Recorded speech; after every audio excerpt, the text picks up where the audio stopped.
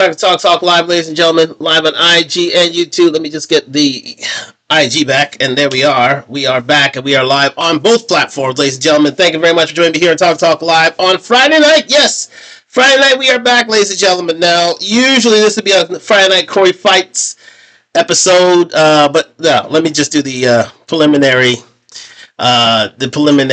instructions, and that is like, subscribe, comment on the road to 1,000 subscribers as always, and sponsored by DunTalk.com. Spring summer line is about to be out very, very soon, so look out for that, ladies and gentlemen. So here we are, ladies and gentlemen. Yes, indeed. Hope you had a great week. I did as well, so we are back, and we are here, and we are live, ladies and gentlemen. Thank you very much for joining me here on Talk Live.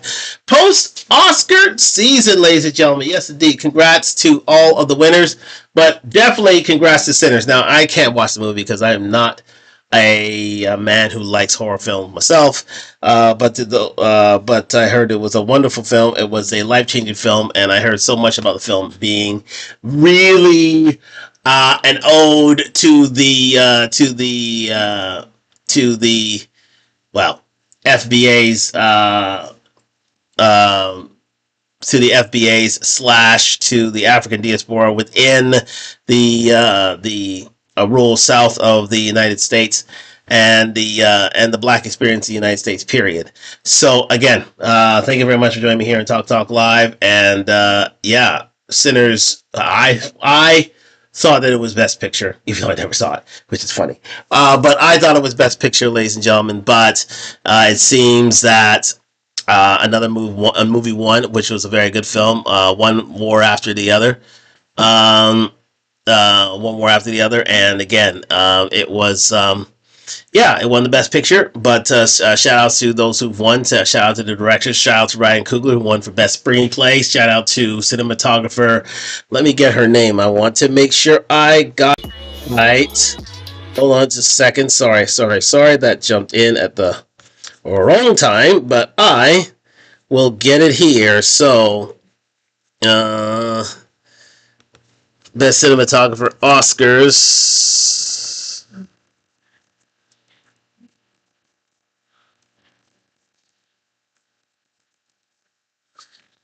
Best Cinematography Oscars that went to, indeed, yes, winner. That was indeed for, oh my God, just give me the winner, for crying out loud, guy. Yes. Okay, here we go. Oh my goodness gracious, mate. Who won? Yes, Autumn Durand Arkapaw. Yes, Autumn Durand, who was the first African American and also first female. Shout out to Lana BK. Thank you very much for joining me here. But shout out to Autumn Durand Arkapaw for winning the Best Cinematographer for the Oscars. Fantastic award, well deserved indeed. Shout out to Ryan Coogler, won Best Screenplay. Shout out to, again, the one and only, and the focus of tonight's show, Michael B. Jordan, winning for Best Actor, his first Oscar at the age of 39. And I mean, he was the people's choice. Let's call a spade. Michael B. Jordan was indeed the people's choice for Oscar winner for Best Picture. Now again, Timothée Chalamet was also nominated. Leonardo DiCaprio was also nominated as well. I think the fact that Timothée Chalamet did not do the best of Charm Offensives for the Oscar, leading up to the Oscar, and the fact that Leonardo DiCaprio already won an Oscar pretty much put Mr. Michael B. Jordan in the driver's seat. And yes, indeed, happy Michael B. Jordan Day. Yes, indeed, it is Michael B. Jordan week. It is Michael B. Jordan year, ladies and gentlemen. Let's call it spade a spade. It's Michael B. Jordan year. Thank you for the shout out there, Lana BK. Michael B. Jordan is winning all over the place, but it was well deserved because this man took L's for a reason that we'll discuss tonight. And because of that win, we have a few people with a bit of egg on their face. And these are archetypical modern women we're going to highlight tonight. So let's get into it right here on Talk Live at IG and YouTube. Like, subscribe, comment on the road to 1,000 subscribers. Let's get into it, ladies and gentlemen. We have We are going to start right here with the one and only Dating Right, ladies and gentlemen. And our first archetype of, over,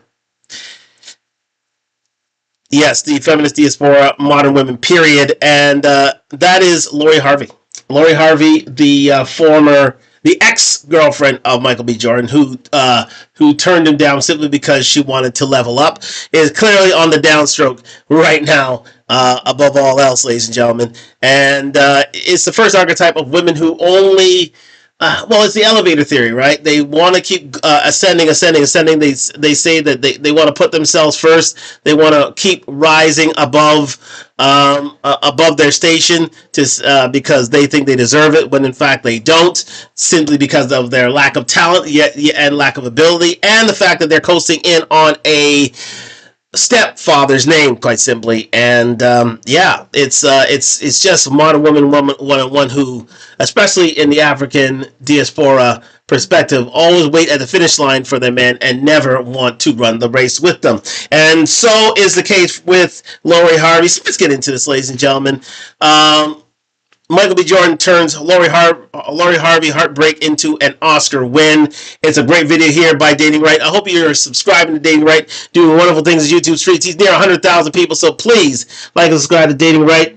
And he is. And again, he did a fantastic analysis on this here episode, and the first archetype of this kind here, and that is the finish line lady, and that is exactly what Lori Harvey is. You are the prize lady. Finish line lady, we are the prize lady. It's just a modern lady who thinks that the elevator theory lady that thinks that she is above all else, above reproach, and she deserves to move on simply because she wants to seek avenues new and men new who were greater than Michael B. Jordan, when in fact she is backsliding to this point, and is we'll discuss that in just a bit, ladies and gentlemen. So let's get into this video from Dating Right. Let me get my headset together. Here we go. That's better.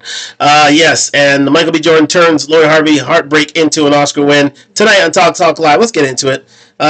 We had already highlighted this on Talk Live a couple weeks back as to the 2026 African American women taking L's in 2026. We've highlighted those, including Kamora Lee Simmons. Who is it now? Well, a few others as well, including Lori Harvey. So let's get into it here. Oh, yeah. A few others as well. But the name escapes me, but we'll get into it tonight here on Talk Live. So let's get into it. Golden Tight, how are you? I was waiting since night. I know, Golden Tight. Thank you very much for joining me here on Talk Live. I had a few issues to deal with, but again, we're here. We're now blessed up to Golden Tight. Thank you very much for joining me here. And let's get into it here and Talk Live, ladies and gentlemen, live on IG and YouTube. Like, subscribe, comment on the road to 1,000 subscribers. Starting out with Dating Right. Let's go. And the Oscar goes to...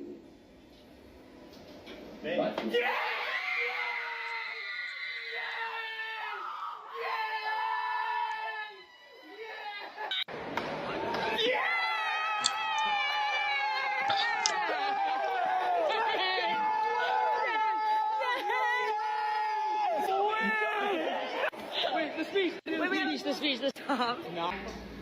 And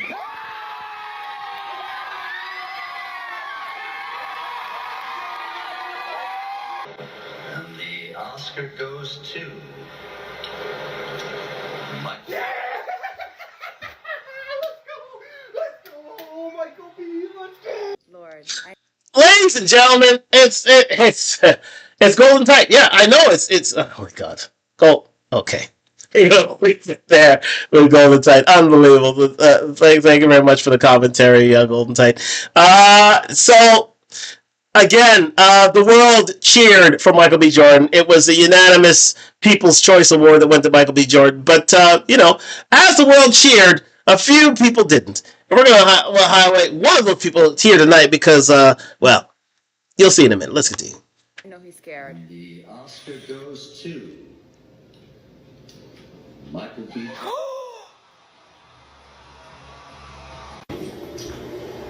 And the the Oscar goes to. Oh my god, this is crazy. Michael. Michael.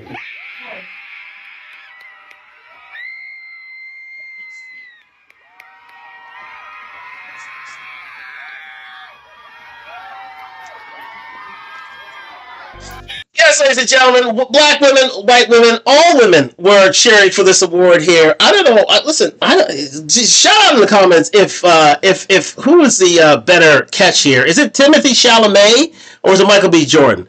Whenever it's when Michael B. Jordan was on Saturday Night Live. Michael B. Jordan was, how should I say? Well, half the videos were about his good looks. Let's face facts. No homo. And with Timothy Chalamet, I would think it's the same thing. So shout out. Just let me know. Did the sexier man, to according to the ladies, of course, was given the award? Was it Michael B. Jordan or Timothy Chalamet? Do let me know in the comments. Let's go.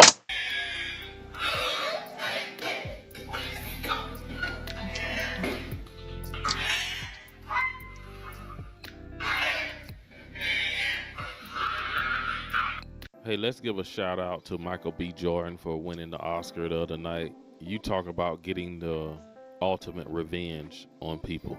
And this won't be no glaze session, but this should be motivation for men for the simple fact that when a woman try to break up with you or leave you, telling you that you're not enough for her or she can do better than you, don't chase her, just let her go. Then you put your head down and just focus on your craft and on your work, because success is always going to be the best revenge.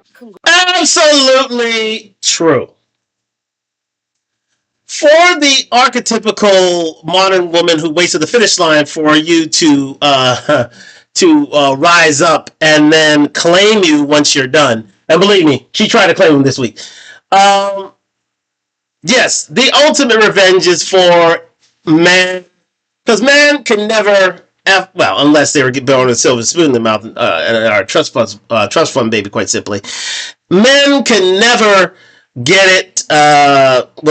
Get the job done without work. Simple as that. They have to struggle. They have to eat dog shit in order to put themselves out, and present themselves within the public. Sometimes it takes a few years, sometimes it takes many years, ladies and gentlemen. But if you stick to your craft, you keep your head down, you keep working hard, your rewards are coming. That's a message for all men out there. Your rewards are coming if you keep your head down, if you keep working hard. And believe me, Michael B. Jordan had to eat it when Lori Harvey left him. A lot of ladies, especially in the feminista camps, especially in the shade room camp, they all said that Michael B. Jordan was a loser. Michael B. Jordan was basically second best when Lori Harvey left him, when in fact it wasn't his season. Now it's his season. Now he's getting his flowers, and now, somebody fumbled the bag. Let's continue. Congratulations. Woo, East Coast. Just a real quick question. Lori Harvey, how you doing? Has anyone checked on her? Does anyone check on her, please? Is she all right? Sorry about that. We need a wellness check on Lori Harvey. We need a wellness check. We don't know the full situation. No. I know the full situation. The full situation is this. I'm sorry that we broke into that. Lori Harvey needs a wellness check. She needs someone to go knock on her door, be it her stepdad, be it her mama. And let me tell you something right now. We're going to hear about her mother today. The fruit doesn't fall far from the tree, ladies and gentlemen. Lori Harvey got it from somebody, and she did get it from her mama in more ways than one. Let's continue. But Lori Harvey really fumbled Michael B. Jordan. Like I said, we don't know the situation. I don't know that either of them. It might have been bad. Who knows? But if the rumors are true, she really fumbled. Every video I see of him around women, he's so polite. He's so lovely. If I had Michael B. Jordan, trust, you would never hear a word from me again. Ladies and gentlemen, that is a traditional woman right there. It's not about a woman inheriting the spotlight. It's not about a woman having main character syndrome. It's not about that. If you are linked with a high value man or a man, a top tier man, an alpha male such as Michael B. Jordan, who, believe me, he had to grow into that role, you shut the STFU. That's right. Shut the fuck up and play in the background. She's wicked. Yes, indeed. She is wicked. Thank you, Golden Type. She is wicked. And you know what? You know what happens to wicked people? You know what happens to wicked people? They get their comeuppance. Sooner or later, they're going to find out that all the glitters is not gold and the grass is not always green on the other side. Let's continue. We all know Sinners is trending. We all know that Michael B. Jordan is everywhere. And I just wonder if Lori Harvey feels like she fumbled by not, continuing the relationship with this man, by breaking up with this man. And honestly, watching him, y'all, not even just in the movie, but like seeing him in interviews and seeing him, like, his daily, like, little life, like all the little, like I said, interviews and shit, it's like, damn, he proposed to this girl and she told him no. Here's the thing about Michael B. Jordan, and I think he understood this after Lori Harvey. And I hark back to Judge Mathis, Judge Greg Mathis, if you didn't know. It's a old / new saying, but it's so true. If you treat her like a star, she'll treat you like a fan. I said it here many times, and I'll say it again. If you treat her like a star, she'll treat you like a fan. Here, in this case, Michael B. Jordan was way ahead of a Lori Harvey. Oh, Lori Harvey was a Nick girl. Actually, she's a pass around. Lori Harvey was a pass around. She had dated many men, including Diddy, Future, Damson Idris, and of course Michael B. Jordan. She was a pass around. She was known throughout Hollywood as having her way with certain types of men, but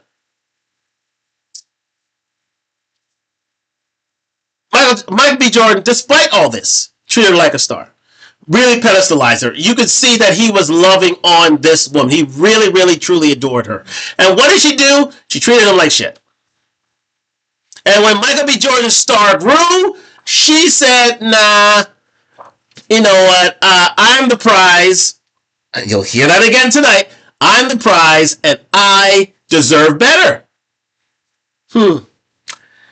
Yeah, okay. Let's continue. Who keep on talking shit about Lori Harvey on behalf of Michael B. Jordan, shut the fuck. Well, I'm not going to do that because I definitely have a point to make. Let me tell you something. Whether he dropped her, she dropped him, the relationship is over and he's winning. I was literally about to put a comment under Essence's post this morning of him winning his award, and I was going to say, you see what happens when you get rid of some things? Even if the things get rid of you, the man has been winning. That man has been winning. That's from a woman, ladies and gentlemen. That is from someone from the feminist echo chamber, from the modern woman sisterhood. You're supposed to protect all women. You can't break the sister code. Women have been breaking their necks to get out of the sister code in order to, get on the side of Michael B. Jordan in more ways than one. Let's continue. He is in his winning season, okay? Several awards, all right? Yeah, she got a man. Her man is definitely handsome. She has a part-time man. You see, even Damson Idris understood that. Yeah, it's Oscar night, darling. You stay on the side there. I got some work to do. Yeah, you stay out there. Stay outside. Stay outside. No. You don't have to come in. You don't have to come in. I don't want you to see you want you to see this. Damson and, they have a good respect of each other from what I see. But, yeah, she couldn't come into the Oscars. She has no talent. What talent is she there for? She's there to be eye candy. Okay, you had, who was it now? That Jenna girl with Timothy Chalamet. She thought that, she could ride the coattails and, do the thing of, I don't know, what it is, I don't know about Taylor Swift and being, the prom queen. I think it's prom queen season. Cardi B tried it. Kendall Jenner, I think it's Kendall Jenner's name, tried it, and now here we are again with Lori Harvey. But she done. Let's continue. But we know that man for being Franklin Saint. He ain't been anything else since then. I mean, he has a movie coming out, but come on. Michael B. Jordan has been played plenty of people since then. Matter of fact, the awards he's winning now is because he played too. I think people overthink Lori Harvey. It's like she shouldn't even be that she's pretty. That's it. Is it a fumble?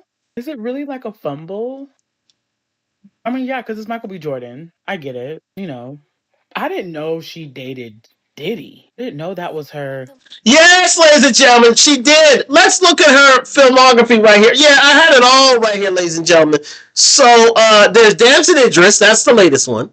There's Michael B. Jordan here. I said Future. There's Future right there. There's Future. Then down the road, she had Trey Songz. She had Memphis Depay in 2016. So she's been on a roster, ladies and gentlemen. She's got a roster now. She's got a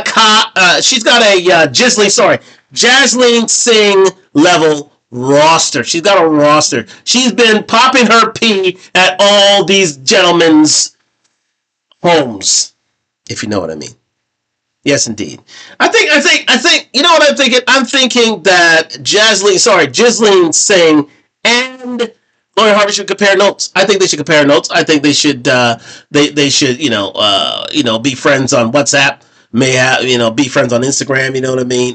Give each other tips on how to try to fleece men. Or at least she could take notes or take some tutelage, some counsel from Jasleen on how to keep a simp, or how to find one, and how to keep one, because she's going down these lists of all these men. Future with many baby mamas, Diddy, many baby mamas, Trey Songz, a few baby mamas, and Damson. I mean, Memphis Depay, a very good footballer, but again, she wanted to level up. So you could see the ladder effect here.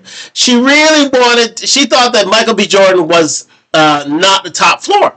Here's the top. She thought that Michael B. Jordan right here was not the top floor. But in fact, it extends. She tried to get to the top floor, and then she got to Damson Idris. And Damson Idris was indeed that level that had a sign that said you should have stayed on the floor beneath. She should have stayed down. She should have stayed down on the Michael B. Jordan floor, because that's the best place to be. But oh well.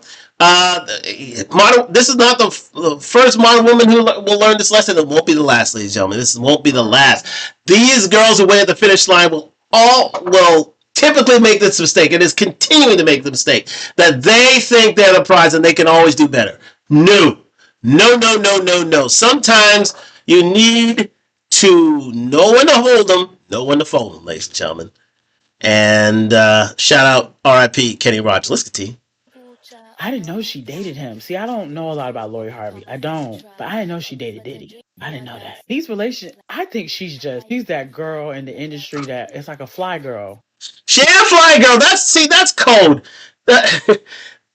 Fly girl to women is a pass around for men.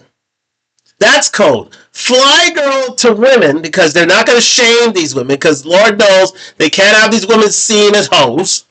Because that's the level she's at now. She's a pass around. She's reaching Brittany Renner levels of hoeing. Because there are those that you do know and those that you don't. And believe me, the fruit doesn't fall far from the tree. We're going to get to her mother in just a bit. But let us realize this.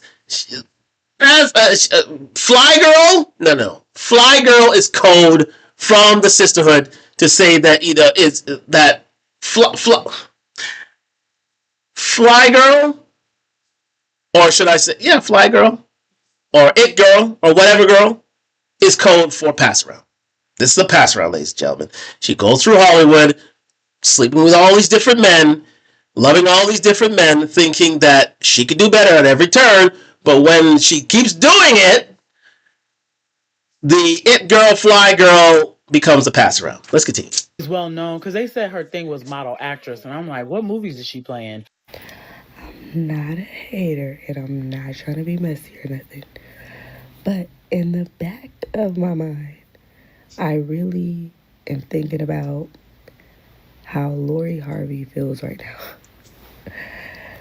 Like, to see Michael B. Jordan and all his success right now, and he's on the way to probably winning an Oscar. It's like, girl, what were you thinking? Like, I understand being young. I just looked it up, and like they're like 10 years apart in age. And, it was saying like he was trying to like marry her, get engaged or whatever, and I guess she didn't want to do all that. It comes to a point where it's like, girl, I get it. There are other fishes in the sea. But baby, you gotta know a shark when you see one. Hey, ladies and gentlemen, that is exactly right. You gotta know a shark when you see one. You gotta know a big fish when you gotta know an orca when you see one. You gotta know the king of the sea, when a blue whale when you see one. You gotta know it. This girl was hanging around tadpoles all this time. Well, I wouldn't say tadpoles. I give them orca status. I'll give them. You know what? I'll give them. Okay, now that I have a bit of a zoologist background, and this is just bargain basement zoology background. What she was trying to she found sharks, ladies and gentlemen. She did find sharks, but she was looking for what she was truly looking for is a blue whale, an orca, just a big fish. She had the big fish. She had the biggest fish in the pond, and she threw it away. She threw it away. She threw it back because she thought that something was going to come in the bay. Was going to come into the trawler that was going to be bigger, better. That she would get more meat off that bone. But in fact, you're going to see what she's doing now. But she went back into the sea and caught a smaller fish, a shark, yes. But all these sharks taking bites into you, ladies and gentlemen, they're going to leave some damage. Let's continue. Yes, she had that young girl in her 20s mentality that, hey, I'm not ready to settle down right now. I can do that later. I can probably meet another man who is better than this man right here I got. I have options. Just remember that you're the prize always. Say that one more time. Just remember that you are the prize. Ladies and gentlemen, those are the famous last words of a known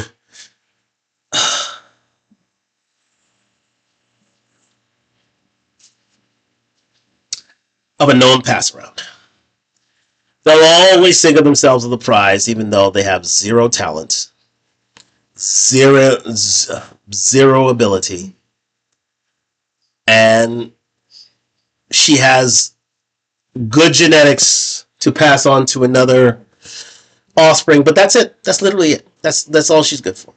She's a pretty face, and pretty faces usually come ugly over time. Michael B. Jordan was willing to take her out of that. He's 39. She's 29. He's 39. Perfect age for her to knuckle down and become a wife, become a mother, become a center of a community. But she was still in the feminist echo chamber. She still thought of herself as bigger and better than, and thought of herself as a prize, ladies and gentlemen. But those are famous last words. I have not heard head or tails of her since. But she did resurface,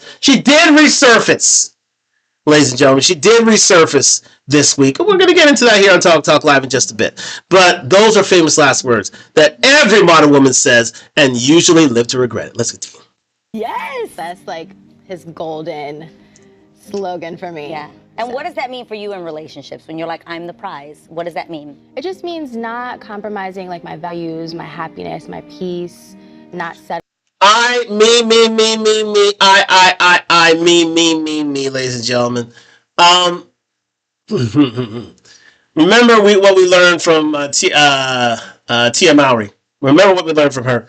Women will sacrifice their families for their happiness, when men would sacrifice their happiness for their families. Michael B. Jordan was willing to sacrifice his career for her. He was willing to take a step back, willing to put her on a pedestal, willing to, wife her and make her the center of his family. But she saw different and guess who's left here? Crying herself a river. If she has tears to shed, that is. Again, she could be cold-blooded, ladies and gentlemen. But again, I wouldn't put it past her. I wouldn't put it past her at all. Settling for less than what I know I deserve, and not being afraid to walk away from a situation if it's no longer serving me. Figure out what your non-negotiables are. Yep. And then don't ever waver on them. Mm-hmm. And I feel like oftentimes we as Black women feel like, especially when we get to a certain point in our life, we feel like we need to settle, or we just feel like we need to rush to get into something because maybe we want to be married by a certain age, we want to have kids by a certain age. And I think that is not how we should view love at all. I think we need to always remember that we are the prize. What's the saying about Black women and why they are considered the least married and most divorced? They fall into this, and I've said it here in Talk Live again and again and again. They fall too hard for this feminist speak that they shouldn't be wifed early, that they should wait till they're late. We've got countless numbers, countless examples here of women who thought of this earlier on in their careers and lived to regret it. We saw that with I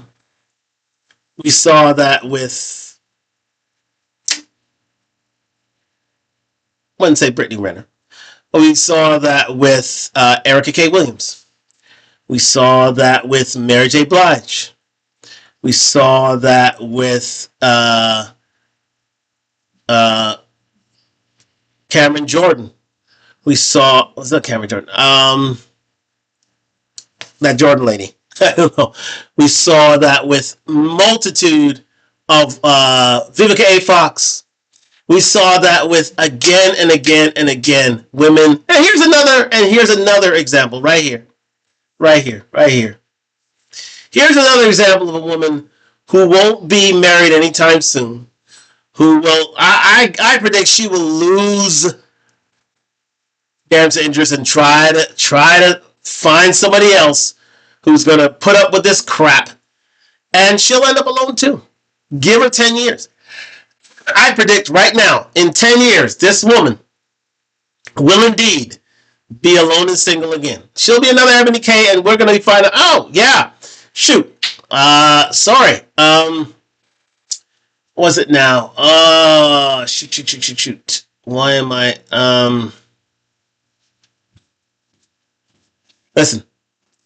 I can't even remember. There's so many to mention here in this category of women who have literally, thought of themselves and not of others, and not the sake of their family, not the sake of their community, and tried to capture because of this woman, because of her heartbreak. Guess what? We're gonna reveal who Michael B. Jordan is dating now, like right now. Shout out to the real Brucey Bruce. We're gonna find out. We're gonna reveal who Michael B. Jordan is dating right now. And it's because of her heartbreak that this man had to move on. This guy had to redouble his efforts, put his head down and keep working. And, and at the end of the day, he got his just rewards. And while this woman, we'll show you what she's doing in a bit, is seriously taking a big L. Let's continue. And set your standards high and don't ever settle. Yeah, Naomi Campbell, another example. Let's go. Don't that sound like some toxic feminist talking points that you can only get from a mother or aunt? And there is the running theory that she got that thinking from her mother. Lori Harvey. 100% like her nasty mama. Narcissistic sociopath. She learned from her mama. If you know the history on her mama. Yeah, it's bad. Allegedly dealing with two cousins at the same time. They were drug kingpins in Memphis. And she was playing, she's a mess.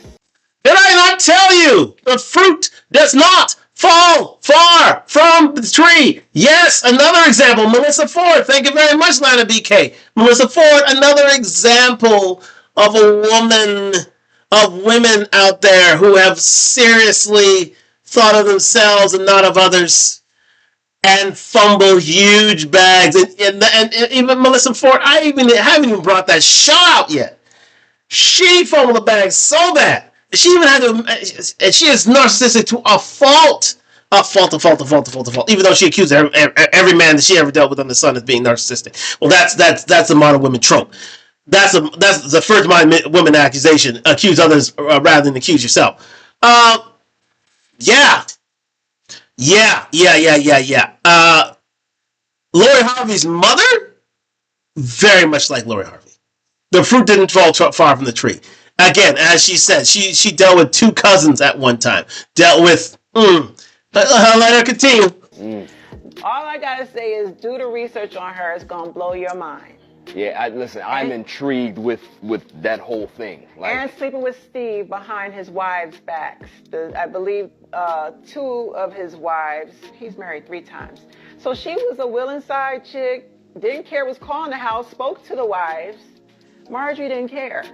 And she basically, you know, as he told the story, he couldn't do nothing with Marjorie because he was broke at the time. It wasn't until his career took off that they got back together.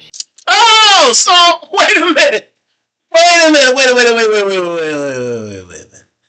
You mean to tell me that Lori only instituted her mother's playbook? She instituted her mother's playbook? She would not. Marjorie, let me write her name down. Marjorie, Roger's margarine. I guess she's that greasy. Marjorie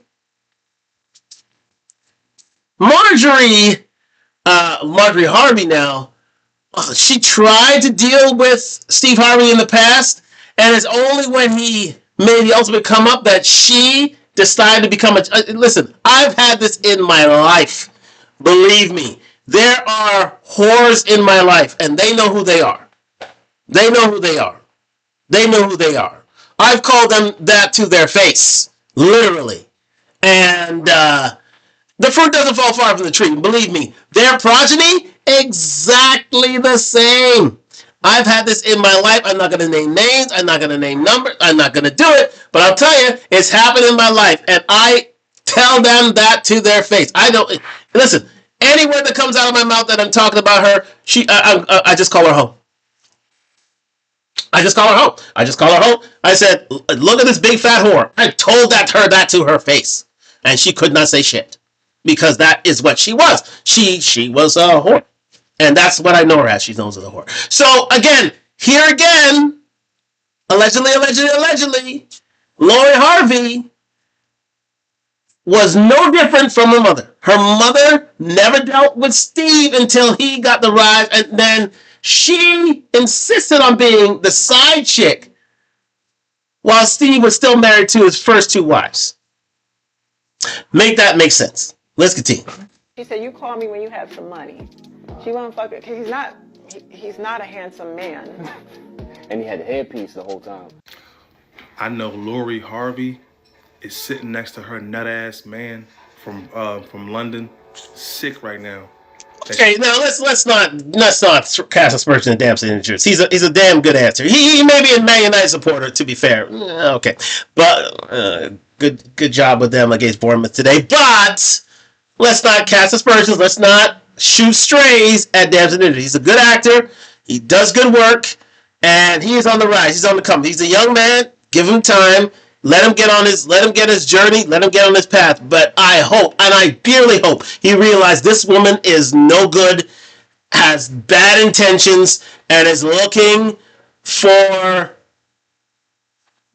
exactly what her mother did. Exactly what. Until you are on the top step, on the highest pedestal, she doesn't want to know you. It happened with Michael B. Jordan, and these are with top tier men. Happened with Michael B. Jordan, happened with Future, happened with Diddy, happened with Memphis Depay. All these men. To the point where now she's a pass around. But again, no different from her mother. No different. Let's continue. She played herself with Michael B. Jordan. Let that be a lesson to young men on how you level up after getting played by a bird. Because I'm going to tell you something.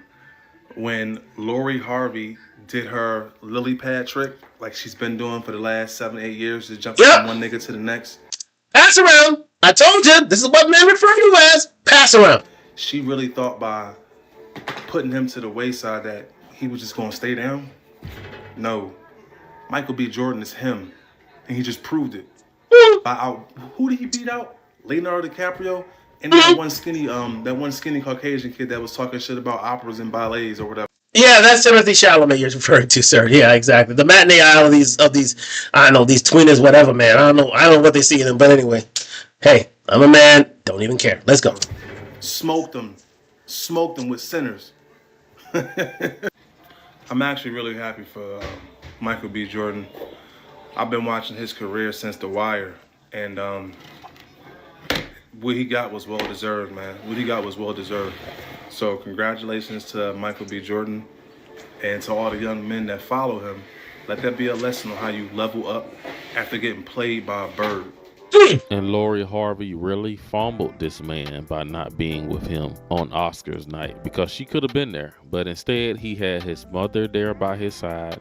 He had his father and brother and sister in the audience in another place. And I said all that just to say that men don't need to follow society norms of thinking I need a wife and kids in the big house to feel complete. You can accomplish anything by just being a single man and focusing on your craft and on your purpose, and most importantly, your family. Ladies and gentlemen, that is absolutely true. Shout out to Michael B. Jordan for bringing his mother to the awards. But not only brought his mother, he brought his father too. Fathers are important, and his father gave him some good lessons. Keep your head down, keep working. Don't bother with this chick. This girl's going to find her own soon enough. And Lord knows she's getting it now. She's getting it right now. Right now. In public, in front of all, she is taking L's, and that is absolutely satisfying. You know what? The mother is probably the only woman who will love you unconditionally. Rarely do you get two women who will. Rare. You get two women who will love you unconditionally. Women love, for the most part, on condition that you protect and you provide. A mother will love you regardless, as long as you don't kill anybody, raise hate and that sort of thing. But they love you unconditionally. It's the only woman that'll love you for you. Whether you have $1 billion or you have nothing at all, they love you for you. As long as you honor and respect them. And that's exactly what we should have brought to that show. Lori Harvey would have never, ever taken that opportunity and saw it as a blessing. She would have never done that. She would have saw it as a privilege because she has main character syndrome. She always thinks that she is the one and the reason why these gentlemen are so successful, which is absolutely ridiculous. But here's the thing about it, ladies and gentlemen. I love Michael B. Jordan, but these shoulder lapels here, oh my God, they're doing my head in. Michael B. Now you got that fantastic money. Shout outs to you. Congrats to you. Get yourself a better tailor. Please, for the love of Christ, get yourself a better tailor. Them pop-out shoulders are driving me nuts. Let's continue. And she knows she fumbled this man because even her stepfather liked this man and encouraged her to stay with him. And she didn't listen. Steve Harvey shows Michael B. Jordan love at the Timberwolves games and shit. He's seeing Michael B. Jordan, he give them a hug, you know what I'm saying? He like, man, I know Lori, I know she for the streets right now, man. Just give her a couple of years, brother. You were good, brother. Yep, I can guarantee you this. Steve Harvey knew that Michael B. Jordan was the one. I can guarantee you that. Steve Harvey knew deep down that he was the one he wanted with his daughter, with his stepdaughter. Not even his daughter. It's not even his daughter, it's his stepdaughter. He was the one that she should have got with. But again, she is not of Steve Harvey's lineage. She shares the name, Lord knows, because she wants notoriety, but she's not of his lineage. And believe me, Steve Harvey knows that's the one that got away. She knows that's the one that got away. I've dealt with a prior lady in my past, and we're still good friends. She's a lovely lady. She's often had her family. I'm not going to reveal her identity now, but her mother, every time I see her, always reminds me, you were the one. You're the one that she should have been with. She moved on, yes, but you were the one that I wanted. And that's exactly what Steve Harvey is happening to Steve Harvey here. That's what he's whispering in Michael B. Jordan's ear. He said, boy, I'm so happy for you. I'm so proud of you. And he realized that, and he'd tell him straight up, it's like, man, he can't call it. He knows that this is the one who should have married his daughter. That's the one he wanted to walk down the aisle with. No. I mean, that's the one that he wanted to walk his daughter down the aisle to. Thank you. Finally got it out. Sorry, I ended the sentence in the preposition. But that's the one.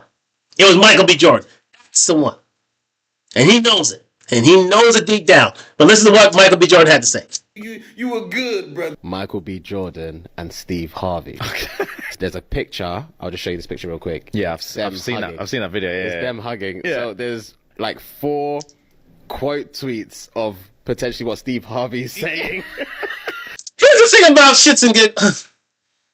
Okay, my girlfriend here, and this is just a quick sidebar. My girlfriend's trying to introduce me to shits and giggles. I can't laugh with them. I can't. I just can't. I don't know what it is. It's like it's like Flagrant Podcast with Akash and Andrew with black people in it, and I just can't laugh. I can't do it. I can't do it. She laughs to death about these cats, and I can't do it. I just can't. I just can't do it. They're just not funny to me. Let me know in the comments if shits and giggles is funny to you, because it ain't funny to me. I just can't get it. I just can't get it. They're on my timeline. I wonder why, but just can't get it. Let's continue. To Michael B. Jordan. Yeah. You know you're still my son. Laugh my ass off. Old folks don't care. Yep. She said his name is Damson. I told her, but where's my damn son? You know I love you, boy. I can hear Steve now. What happened between y'all ain't nothing to do with me. Yeah, that sounds exactly like something he would say. Facts. Last one. Crazy, just like a damn mama. Oh. And this is true. Did we just hear that? Crazy like a mama? Or shall I say, whorish like her mom. Pass around like his mom.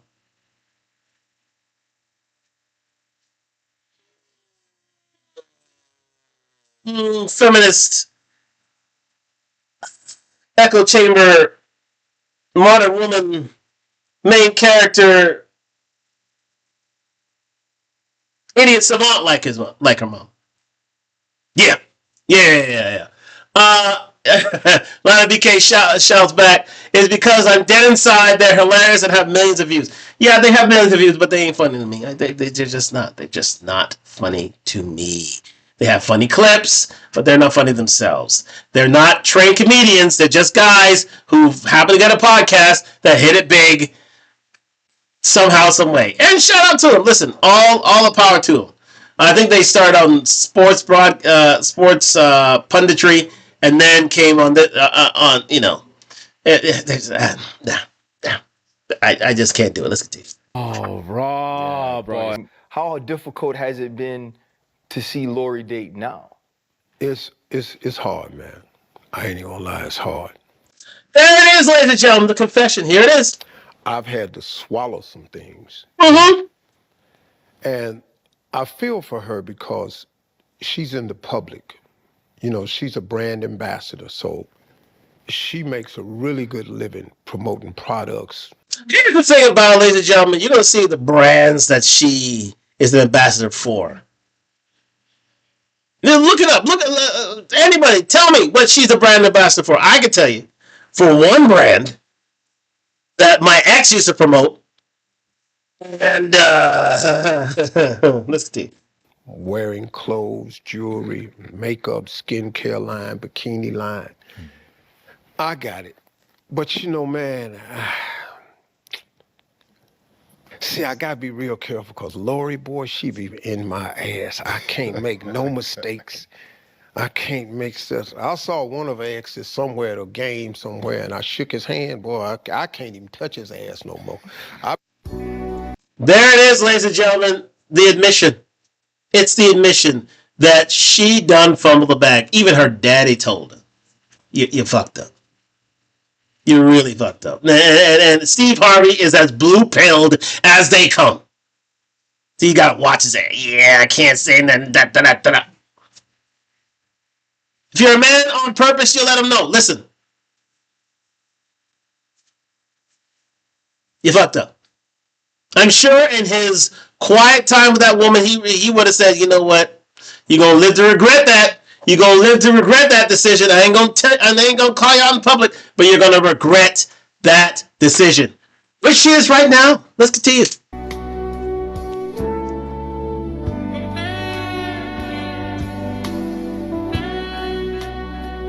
Better not acknowledge him, look at him or nothing no more. You know, and it's hard to find a man that your daddy actually likes, you know. So you got Steve Harvey, you know, he fucked with Michael B, man. Look, Michael B was ready to settle down and everything. Lori like, nah.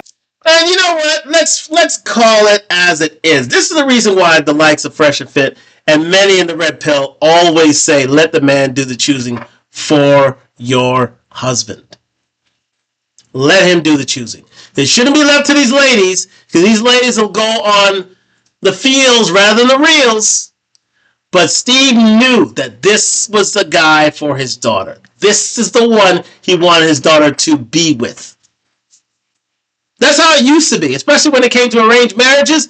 Before the feminist diaspora took over, men used to choose their wives. And in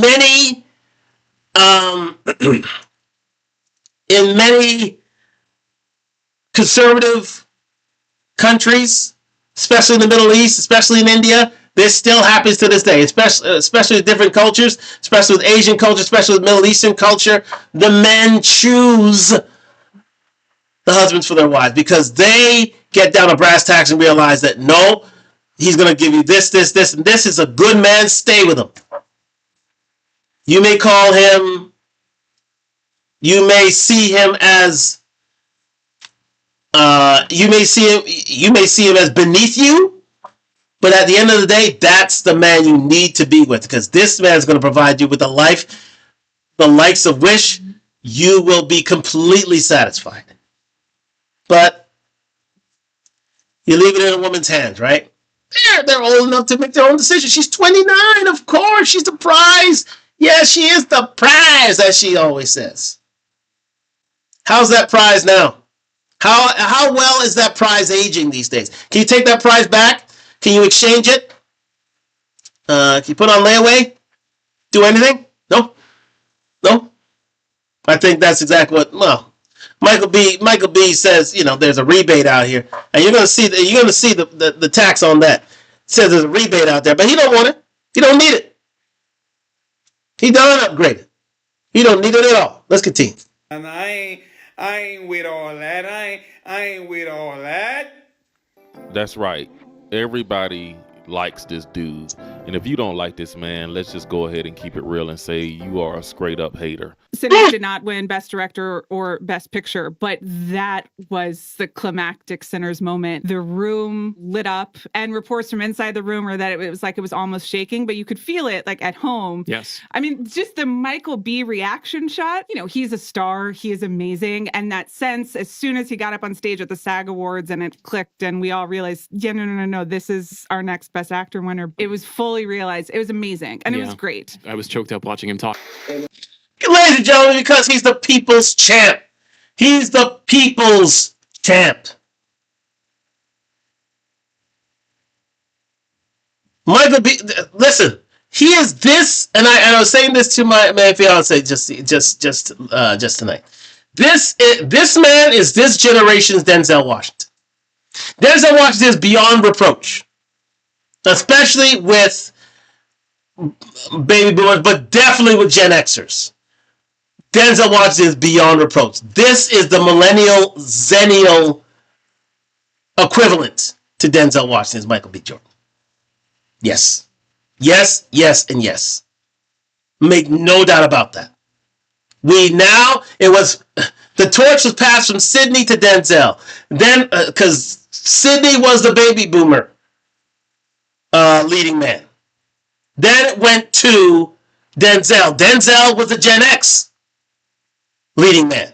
Now it's going, especially in the black diaspora. Now it's then it started spreading out to other groups as well. And now it's Michael B. Jordan. Not only is Michael B. Jordan the African diaspora man of the moment, leading man of the moment, he is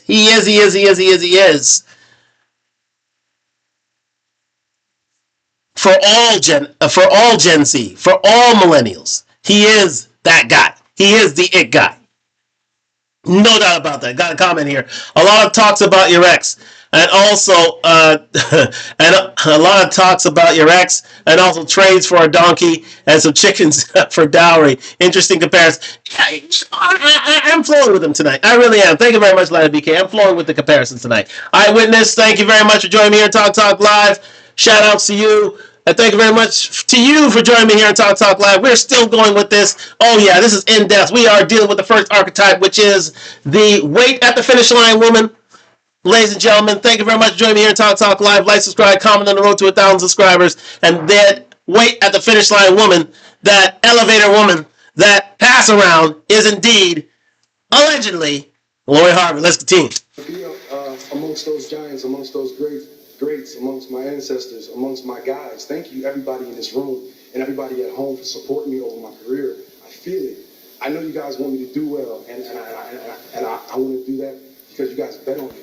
So thank you for keep betting on me. And I'm going to keep stepping up. And I'm going to keep being the best version of myself I could be. So I just want to say thank you for everybody in this room that had something to do with my success. I love you guys. And everybody at home who supported Sinners, who went to go see the movie once, twice, 3, 4, 5 times. Thank you. Because you guys made this movie what it is. I love you. One of the reasons why he won, in addition to being an exceptional actor and giving a really good performance in that film, he's very easy to root for. And in his speech, it's just very easy to feel like he's a real normal person who's just like, thanks so much for believing in me and following me for 25 years, which is what we've been doing. Best Actor's been a weird race. It's been a very good race because those 5 nominees are really, really strong. This is one of the best categories we've had on in the Oscars in like 15 years. You know, the Chalamet thing was so noisy for so long. This is just not usually how it goes. And how it usually goes is for someone like Michael B. Jordan, who's a part of a big movie that people love, who's been in our lives for a long period of time, not a shorter period of time, like Timothy Chalamet, and who represents something, I think, honestly, about what is good about Hollywood. Michael B. Ladies and gentlemen, and that is the ultimate truth. You know what? Timothy Chalamet, great actor, no doubt about that. Matinee idol, sure. But he had this air of arrogance, this air of superiority. He thought that the Oscar was his and it was his time. He even said that. He said that out loud. I said, "No, it's my time. This is my award. It's coming to me, and I deserve that." Now I'm paraphrasing here, of course, but that was his level of arrogance. It's okay. I'm in Marty Supreme. You know, we're gonna sweep the Oscars. We got a big campaign going here, and I'm the it guy. So where's my Oscar? Let's go. Let's get it. Let's get my Oscar. So, yeah, he believed that he was that guy when in fact he wasn't. He had a rude awakening, and that was simply because, well, yeah, he dropped the ball in a few quotes. His campaign wasn't as smooth as he thought, and quite simply, he was ostracized.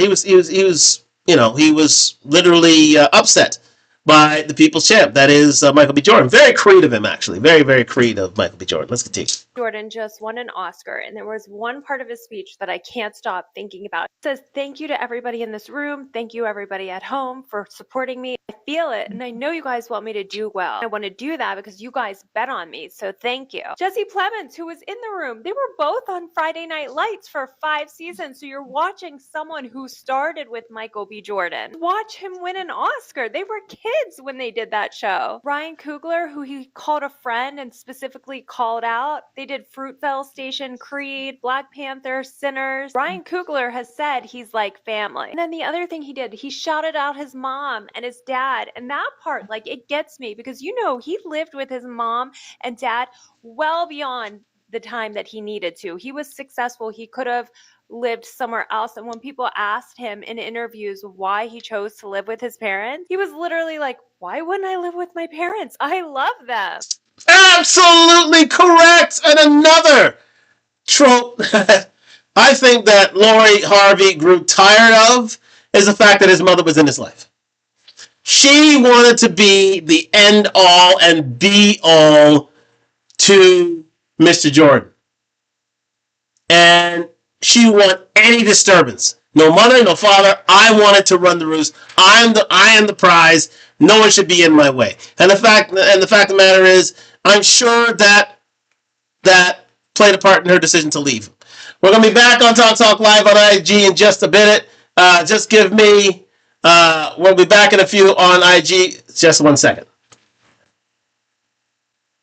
Thank you very much for joining me here on Talk Live on IG, YouTube. It's been a long time since that happened on IG.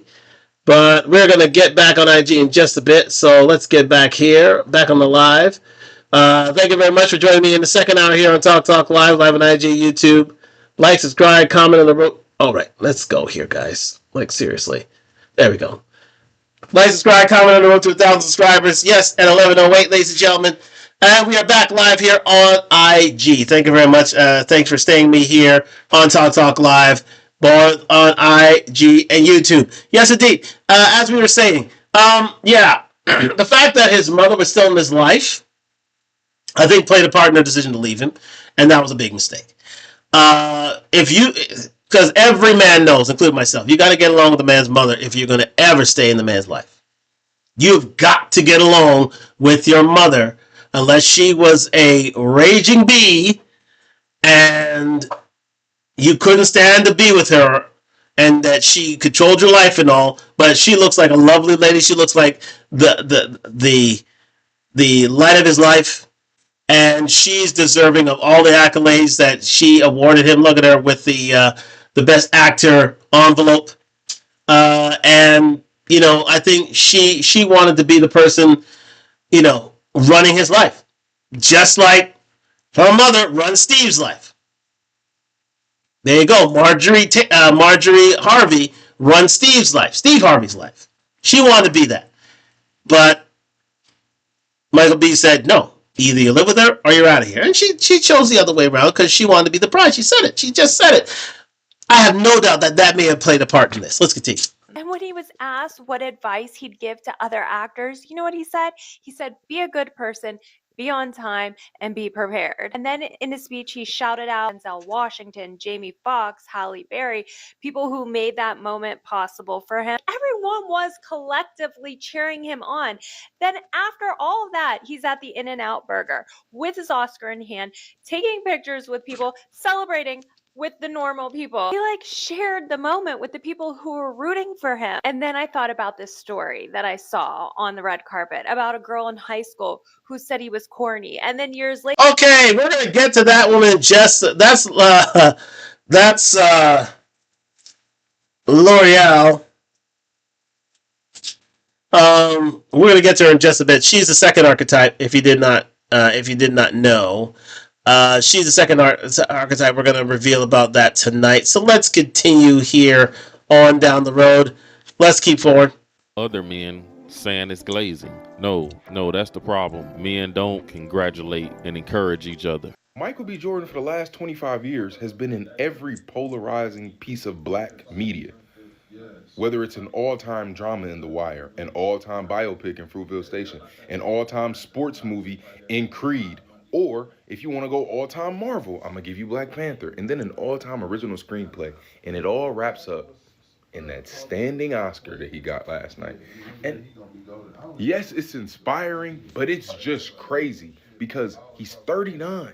And for the last 25 years, people under 25 don't know media, especially black, without Michael B.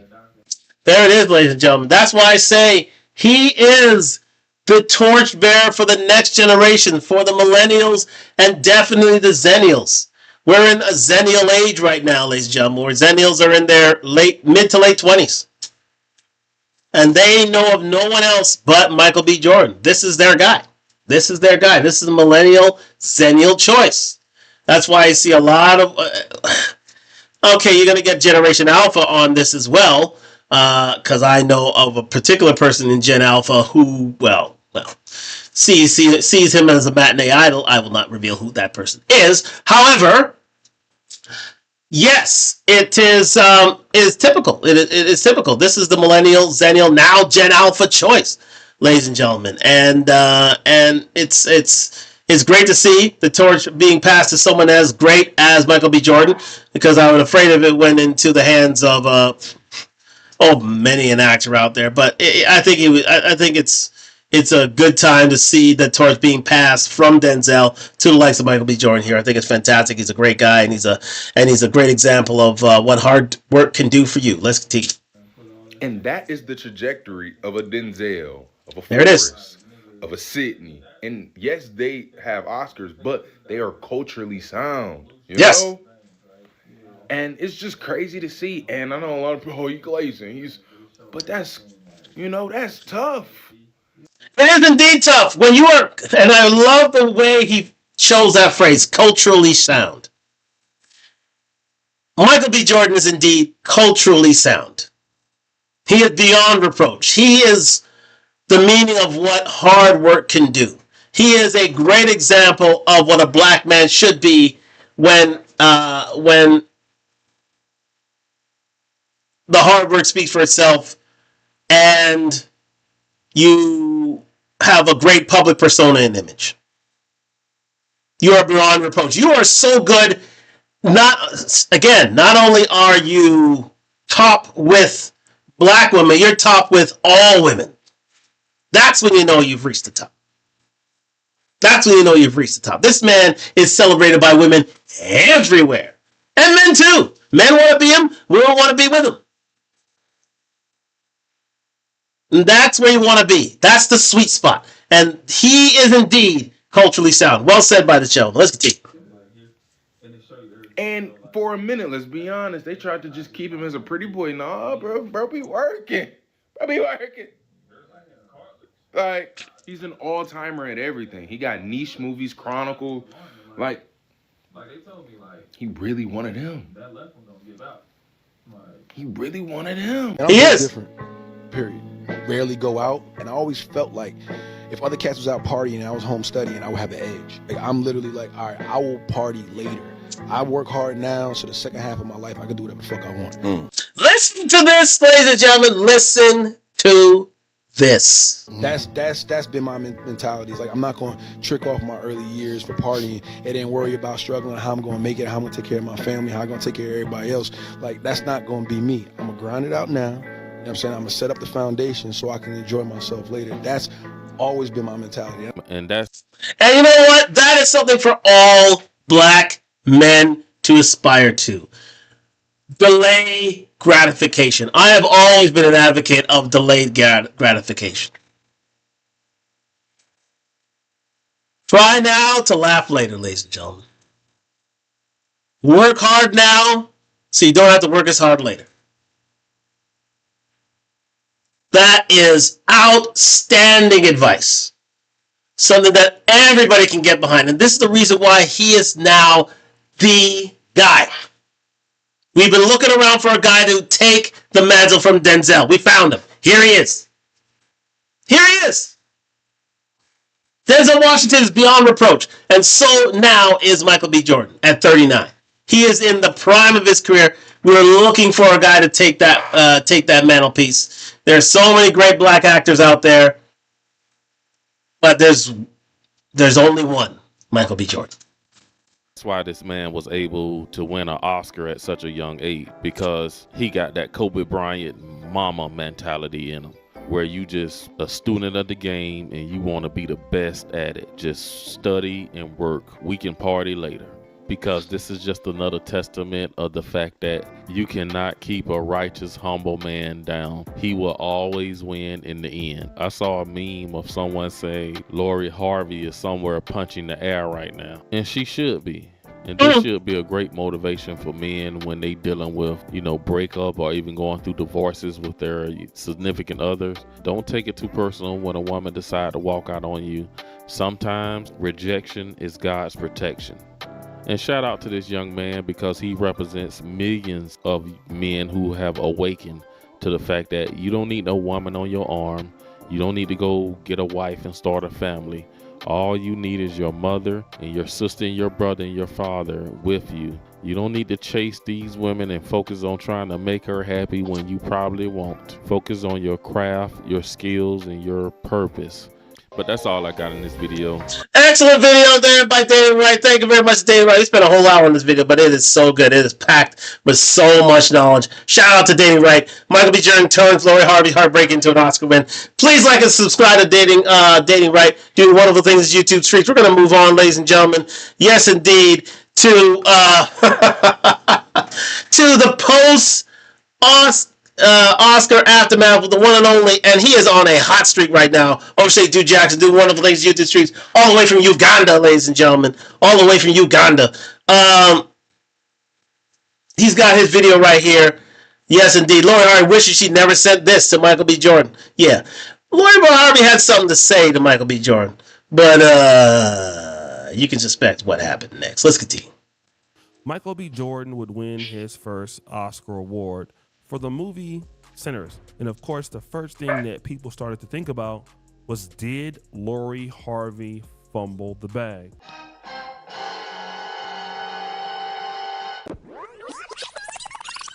In 2022, Lori Harvey allegedly is the one that forced the breakup with Michael B. Jordan. He was still an A-list actor at that time, but he was not the A-list actor and producer and director that he is now. And so people were looking at this, especially women, as some sign of power or leverage, the fact that she could leave Michael B. Jordan. And that's the whole sort of get up there. So in the last 4 years, his value has really compounded in the positive direction. And Lori Harvey has kind of stayed exactly where she is. And then now the rumor is that Lori Harvey reached out to Michael B. Jordan to congratulate him on his win for Sinners, and she was ignored by him. And so it caused this reaction to come out. They always come back around, fellas. When you're doing good, she's gonna try to come back in on the action. That's when it's up to you to tell her, you worked hard to get yourself out of that dark place. Don't let some disrespected you in the past and did you filthy come back in your life. She's a cancer. If she did it once, she's gonna do it again. Ladies and gentlemen, listen to that. Listen to my white man right there. Listen to him. Listen to him, listen to him, listen to him. I told you that she is the finish line archetype. The finish line modern woman archetype. She sees you run the race. She sees you win first prize. And guess what she's going to do? She's going to try and congratulate you in public. Let everybody know, no, this is him. This is him. I waited for him at the finish line. I didn't support him during the race. No, I wanted him at the finish line. So when he finished, I'm going to scoop him up. No. You reject all advances of said women. You keep them at arm's length. You keep them at barge pole length. Tell them never come around your circle again. Those type of women are absolute harlots, and they're only in it for themselves. When she sees your success, it's the same thing that she learned from her mother. Her mother did the same thing to Steve Harvey. She said, get away from me until you finish that race. Once you finish that race, I'm going to be your side chick, all right. I'm going to be your side chick. Believe me when I tell you this. I have seen it for myself. I've seen it for myself. I've seen these hoes operate in my own circle, believe me. And what happens to these ladies? They end up getting worse, not better. Worse. Worse, worse, worse. Your job is to reject them en masse. And that's exactly what Michael B. Jordan is doing. Keep her at arm's length. Don't let her congratulate at the fitness line. Do not do it. That's exactly what these girls want to do. You ran racing for me. Oh, no. Oh, yeah. No. You will not get into a picture with me. Hell no. Take your success, take the high road, make that and tell her to get the of your life. Yes. The other way. Now, this is important, right? Because we can relay this to us. What would you do if your ex broke up with you? You started doing very well a few years after, and then she hit you up or messaged you to congratulate you on some success that you had. What would you do? Okay, step number one is don't respond immediately. Okay, I want you to wait. Now, why is this so important? Because responding instantly sends a signal to your ex that you have been waiting around, that you're eager, and you're far too available. Now, if you wait and you take it easy, it shows confidence, emotional control, independence, and other attractive, positive, strong qualities. So this was... That is absolutely true. Now, needless to say, Michael B. Jordan should not see head or tail of this woman going forward. Absolutely not. But guess what? You being a man, the best thing you can do as a man is never go back to your ex. Ever, ever, ever, ever, ever. She will. She cannot get enough of you. She'll never get enough of you by doing that. Take it from me. Once you turn tail and leave these girls alone, their interest in you only grows. Their respect for you only grows. Their admiration for you only grows. Because they know now that you are the one in control. And one thing, oh my God, one thing, even though they won't tell you, that women love is a man who can take control. Especially in certain particular intimate spaces. Let's continue. Some pretty good advice, like if a woman is reaching out to you after you've broken up, what steps do you take? And most men, we go through this after a relationship. Then there was some other stuff. Reason number one, they're trying to keep you in the friend zone or backup mode. They still want to see if there are better options for them out there, but they don't want to lose you. So they text you to kind of keep a friendly relationship so that if they change their mind about the breakup, they can come back. Remember what happened to Floyd Mayweather Jr.? Remember what happened to Floyd Mayweather Jr.? The girl still was texting him on his birthday because she still wants to come back because she broke. She's literally broke. She had her look. She had no other skills, and she knows she fumbled the bag when she tried. Oh, she tried to get left with Floyd Mayweather threw a rape charge. Threw a R charge at her. At him. Threw Gloria Allred on the retainer to sue him, but there was no proof. Yet still, after all of that, wanted to text him a happy birthday. Ain't this a bitch? And get you. Do not fall for this. Never accept friendship from your ex. Okay, this is important because is Lori Harvey messaging Michael B. Jordan because she wants to put him into the friend zone? Well, he hasn't contacted her for a long time, and that's the reason why she's doing so. Or number two, you went no contact after the breakup, and they're starting to get curious about you, and they're starting to worry that they might actually be losing you. Number three is that they're breadcrumbing you, and they're trying to bait you into chasing them. Stay in no contact. Absolutely true. Stay no contact.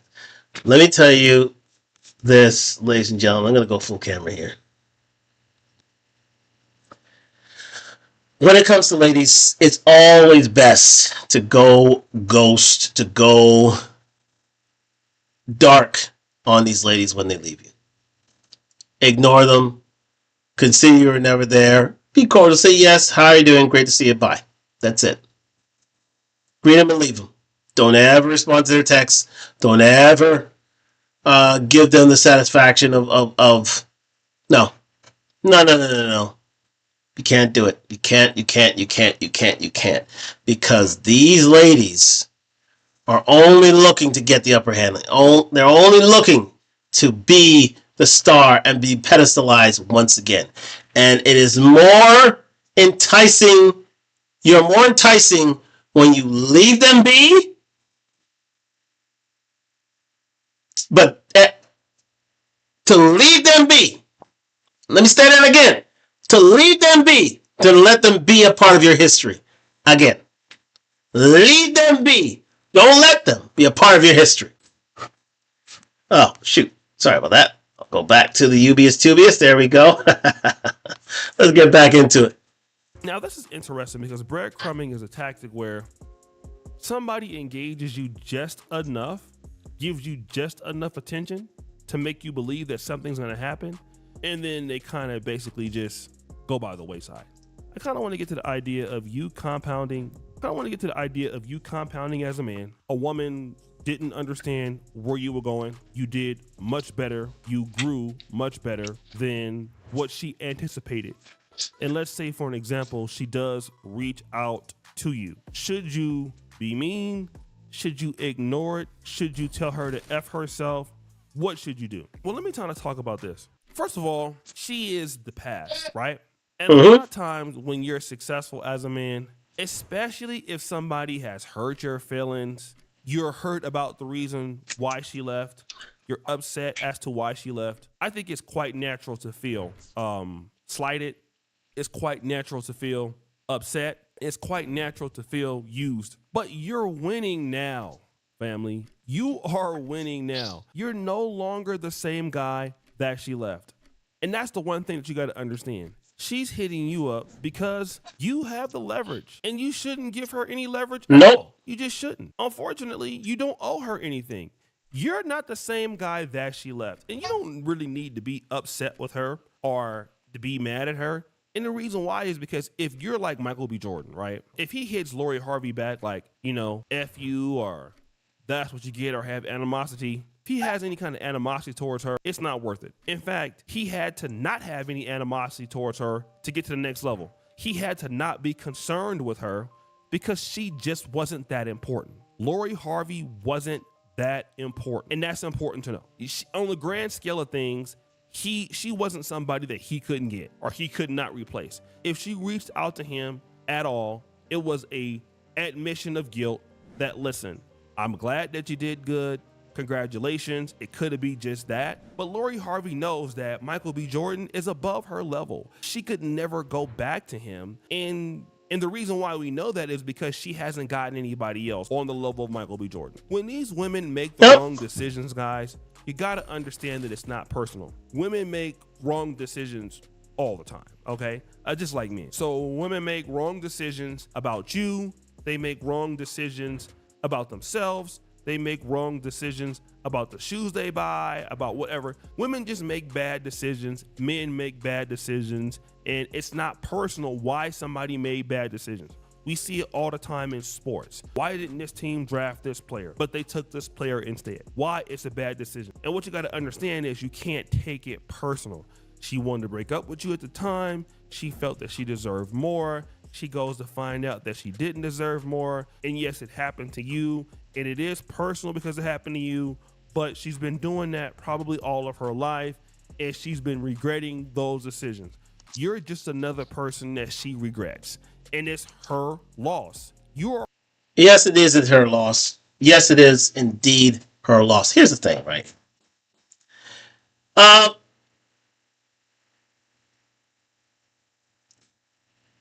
When it comes down to it, ladies and gentlemen, when it comes down to it, I'm speaking to gentlemen here.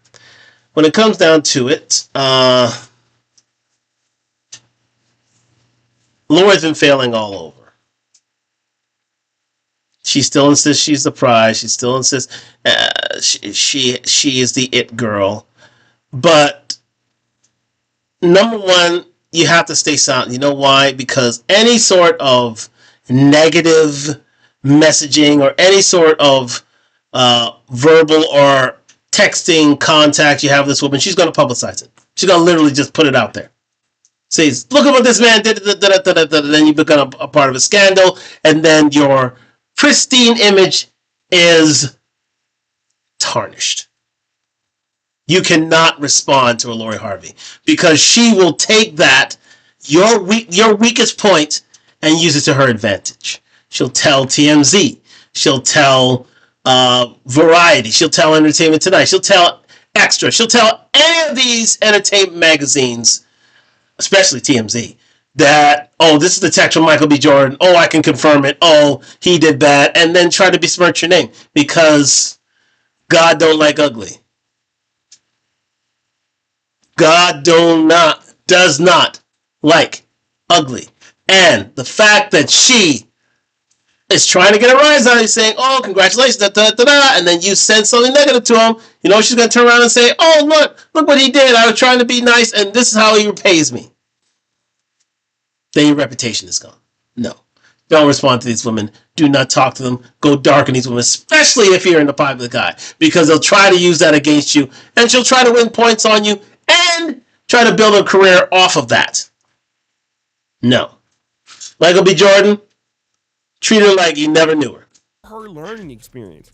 And again, the chicks that you're dealing with now, like, it's so much better, than it was then. I think Michael B. Jordan, the last 4 years, has been able to deal with anybody. But he's not tripping. He's not wanting for nothing. He's not married. He don't want to get married. If he could get married, he could. He doesn't really care about that. And that's the attitude of a winner. He can do things on his own terms. He has leverage. If he wanted to get back with Lori Harvey or date somebody like her, there's nobody he couldn't have in the industry. He's a class act. And that's the most important thing. She made a mistake. She wronged him. Okay?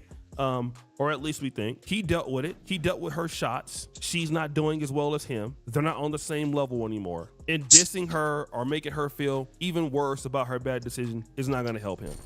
Hey, let these ladies go out there and find somebody who will put up with them. Women find out all the time, man, that dudes will just not put up with their stuff at the level that they want the guy to be. They find this out all the time. Women find this out all the time.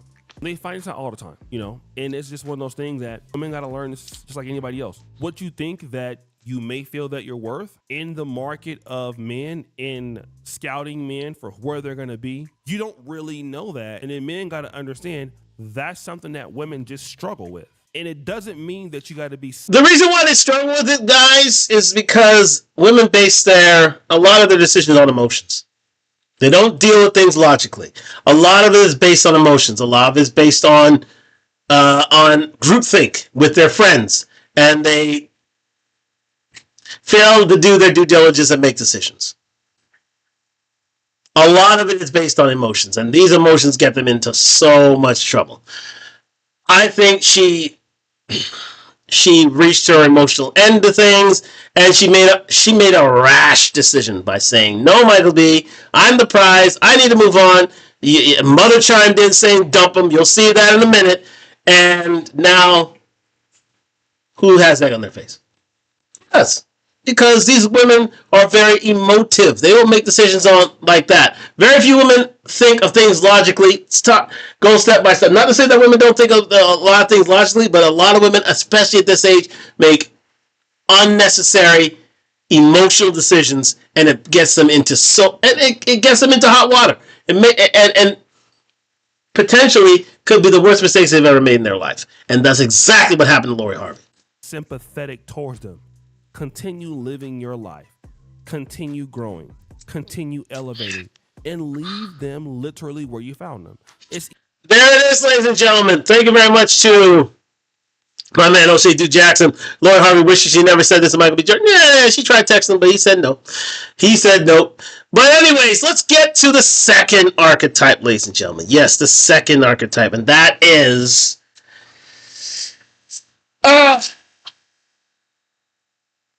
the lovers of Pookie and Ray Rays. The lovers of Pookies and Ray Rays. Here we have L'Oreal. Right here. Or whatever her name is. I don't know. She's just a host of some entertainment magazine on, what's it now? The Morning Hustle. Something in the States. Anyways. But neither here nor there. She's trying to be the next Breakfast Club. She's trying to be the next... Nancy Yee, or whatever they have on the Breakfast Club, like, quite simply. And well, she is the second archetype, and that is the horny identifier. The horny identifier will never see a man's promise. She'll only see his cool factor. Bring it back on the big screen here. She'll only see his cool factor. Are you cool right now? And as a result of your cool or lack of cool in and of itself, you are judged. So you either are bullied or you either are catered to. Now, this happens very, very young. Again, a lot of people like a very dark triad man, especially when they're young, because their frontal cortex isn't fully formed yet. And they think that decisions that they make at that time will last a lifetime. Again, these are emotive decisions. A lot of these girls who, the corny identifiers, I call them. And the corn heads. That's it. Well, I won't say corn heads. The corn identifies. Let's go. We can call them corn heads. Anyways, these corn heads, as you can see by the forehead here on Madame L'Oreal. Well, anyways, they think that their designations of men will last a lifetime. They think that these men will grow up into the corny people that they always thought they were. But the one problem with that is a lot of these girls make emotional decisions as stated, and they don't realize that it takes many years for a man to become fully formed. It doesn't come that way. I'll give Myron credit. Myron Gage from Fresh and Fit. I give him always a credit where he identifies women as trust fund babies and men as self-made millionaires. Self-made millionaires to the akin to the fact that Michael B. Jordan didn't come fully formed at 18. He was still an actor trying to find his way in the industry. He was still not fully formed into who he is right now. It takes time to get to that level. But a lot of these ladies don't get that idea. They get that way too early. They get that way too early without letting a man become who he is, giving him time to perfect himself so that he can be deemed worthy to be that gentleman that you want to be with over time. However, in so doing, these women accuse these men of many things, and the first thing they do is call them as corny, especially with these FBA women, African women. They call them corny, and so that means corny, nerdy, unconfident, incomplete, incompatible. That is what comes to mind when it calls out Michael B. Jordan here, and we see this here. That Michael B. Jordan knew full well this day would come. We featured this here on Talk Live already. He knew this day would come when he would be facing his old nemesis from middle school. Now, a lot of these girls don't know what middle school is and was. They're thinking fast cars, fast life, fast men, get them knocked up, and because we're from the hood. They don't see the bigger picture. And she never saw the bigger picture. It's just that Michael B. Jordan will bring her to his picture. See, this is what we see in the background is Creed 3, and I'm sure everybody's seen this before. Let's get back to that video right here. The back on YouTube. Sorry, my bad. I usually get on rants like that sometimes. This is the backdrop for Creed 3, movie that he starred and directed in. So she's on his red carpet.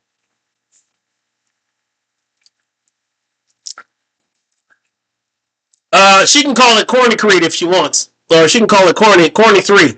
But she's on his production. Now, he could have easily sent her away, being the corny identifier she is, being the person who clearly did not see the forest for the trees and what this man was going to be, and bringing to alive the old adage, don't judge a bridge before you cross it. But she clearly didn't cross this bridge, and now she's on the red carpet, on that bridge that he created himself. Michael B. Jordan brought this Creed series to life with the help of Ryan Coogler. But this was his vehicle. This was his baby. And for this lady to come out and be so brash in her and believe me, we're going to take this a little further on Talk Live in a minute. We'll see how brash and bold she really was and how unapologetic, unaccountable she can be as a modern woman of her ilk will be, being a corny identifier, not taking accountability for said things. We'll see the sort of class Michael B. Jordan has overall. Let's continue. Oh, sorry. Did it again. My bad. Thank you very much for joining me on Talk Live on IG, YouTube. Thank you to the one and only. Let's get his name right here. Oh, Meezy. Doing wonderful things in YouTube streets. He's at 137K subscribers. I saw this today and I thought it was a brilliant video. Subscribe to Moon Meezy. Doing wonderful things in YouTube streets. Let's get into it with the corny identifier archetype here on Talk Live. Oh, the modern woman. Let's continue. Michael B. Jordan, the director and the star of Creed 3. And, you know, we know each other. We go way back all the way to Chad Science in Newark, okay? No, I did not say that. Misquoted for sure. But look at the hypocrisy, right? They're mad at her for saying someone was corny in high school that she didn't even say, and then proceed to... That's a lie. You know, this Claudia Jordan, that's her name. As soon as I saw her face, it's Claudia Jordan. This 52-year-old failure having all these looks and yet all that mouth, no wonder she's alone. At the end of the day, this lady has the audacity to not even call it right, being wrong and strong, and yet not doing her due diligence. No wonder she is where she is, man. Listen. It's the old saying, baby. Your beauty may get you in the door, but it won't keep you in the house. Let's continue. say things 1,000 times worse than what she said. 10,000 times worse. Yeah. It's crazy. That doesn't even make sense. One of my homeboys reached out to me like, oh, Michael said his bad, yo. It was an article he read. He thought you said it. But you went on all these other publications. Not only that, I have a nationally syndicated morning. Okay, listen. Nationally syndicated. I don't even know who you is, anyways. And look, we have the African American diaspora here. No wonder they're the least married and most divorced, ladies and gentlemen. Lord knows they. Let's continue. The thing that hurts from it, and this is why now I watch what I do, because I was defending him a lot. Think about all the people that were saying many things about this man.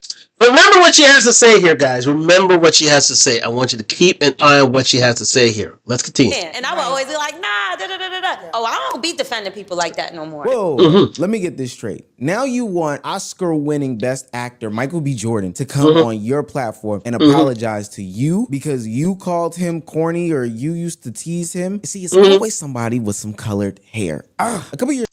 Yeah, exactly. Feminist ideology, Me Too movement, all that other good stuff. You know, colored hair. Yeah, she fits the type. Let's go. Years ago, when Creed 3 came out, Michael B. Jordan had an awkward interaction on a red carpet with a former high school classmate. She had apparently said some disparaging things on a podcast and used to make fun of him back in the day. And now she's behind the velvet rope looking for an opportunity or shot just to talk to Michael B. Jordan. After taking no accountability for her words and her actions at that time, it totally blew up in her face. And now that Michael B. Jordan has won his little man trophy, the Oscars that is, the clip is resurfaced. And she is back to double, nay, triple down in the fact that she is the actual one that is offended. She needs some sort of retribution and that Michael B. Jordan should apologize.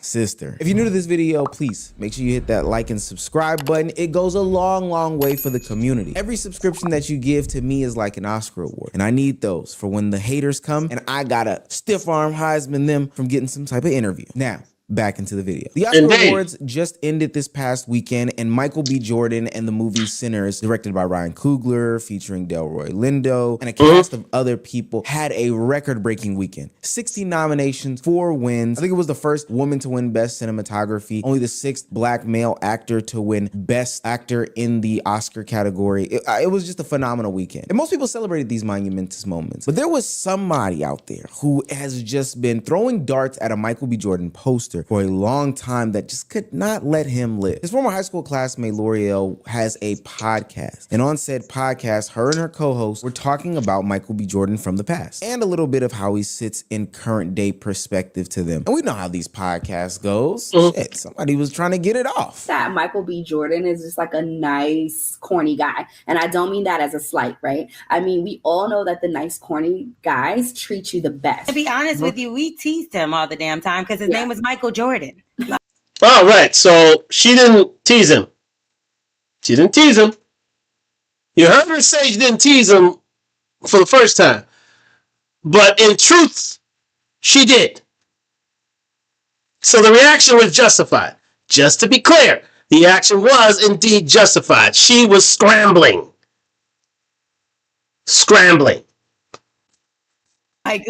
Let's start there. And he was no Michael Jordan. And then he also would come to school with headshot. We lived in Newark. Yeah. Like that's the hood. You know what I mean? So we would make fun of him. Like, what you got to do with your little hood mentality? Check. Stupid headshots. Like, and now look at him. Oh, that's pretty cringe. I think it's weird because Michael B. Jordan was a childhood actor. I think he started getting into roles at the age of 9 or something like that, maybe even a little bit sooner. Started off with some magazine shoots, then rolled into The Sopranos, some other film spots, some TV, etc., etc. But for the most part, him walking around with headshots as an already accomplished and already staged child actor kind of makes a lot of sense. Ladies and gentlemen, it's true what they say. This man grew up with millennials and zennials out there. Literally. 39 years old. We saw him since he's a child actor. Do you remember that? So many child actors saw by the wayside. He didn't. He was one of the few who didn't. This man was starting at the age of 9. Let's continue. I do want to make a distinction here because I think it comes up later on in the video, and it's kind of important. Her podcast mate is the one that actually calls Michael B. Jordan corny. She just says that they used to make fun of him now and that he was a loser back in the day for having some headshots. Could she have stepped in and defended Michael B. Jordan? Absolutely. But we'll save that for a little bit later in the video. Now, that was on a podcast in which you don't think a lot of people will see, but on the red carpet of Creed 3, when she gets confronted, the conversation quickly goes awkward. Wanna Hustle Show, we got Michael B. Jordan, the director and the star of Creed 3. And, you know, we know each other. We go way back all the way to Chad Science in Newark, okay? The corny kid, right? No, I did not say that. Misquoted for sure. Her first mistake was reminding him of who she was. Reminding him who she was and letting him know that we went to school together. Even the man in the back, even the bodyguard in the back is like, girl, what the? No, you did not hear me say cry. I said we used to make fun of the name. But yeah, he is obviously killing things out here. How is the difference between you actually directing and working with the same people that you were directed with versus? He could have easily walked away, gave it a cold shoulder, and he'd be well in his right to do it. But he knew he had to play the game. Every step you take on the road to greatness, there are many choices you make that could lead you down dark paths. The road to hell is paved with good intentions. This woman could have easily taken said quote, walked off, tried to get some shine with him. Now again, he could have got some. People would have sided with him because of the past. However, he chose to play the game because he knew to go along, you got to get along. To go along, you got to get along, and so he had to take the rough with the smooth and deal with wolves in sheep's clothing, just like this. Let's go. It was awesome. You know, it's a family vibe. Yeah. The last nine years of my life, I spent on the Creed films. They're very supportive. You know, Tessa, Felicia, Rashad, Wood Harris, people that see me grow up. And for the fact that I stepped behind the camera and finally got a chance to direct them, they loved it, they embraced it, and it was a wonderful experience. And was it difficult for you mentally because you're coming out of a different space? I didn't know he was doing the athletic gear. I mean, I was staying in it. This is about y'all. This ain't about me. Isn't this the sexiest man show off right here? Who's the sexiest man? Because now who's the sexiest man? Because I thought you said you're on the way up. He might be the one right now. This is the one. This is the one right here. Yeah. See so is it a tie? Ain't no tie. We don't compete. Yeah, we don't compete. Oh my God, she's feeling all over the place here. First she says, "Is this a sexy man award? Is this a competition such and such?" What say? Bats her off with that. Well done. Well done to the co-star here. And shoot, why did I forget his name? Goddamn, I'm gonna get it. But anyways, another well-known actor. Gosh darn it. Hold on. I gotta get the name now. Shoot. Gosh darn it. Creed co-star.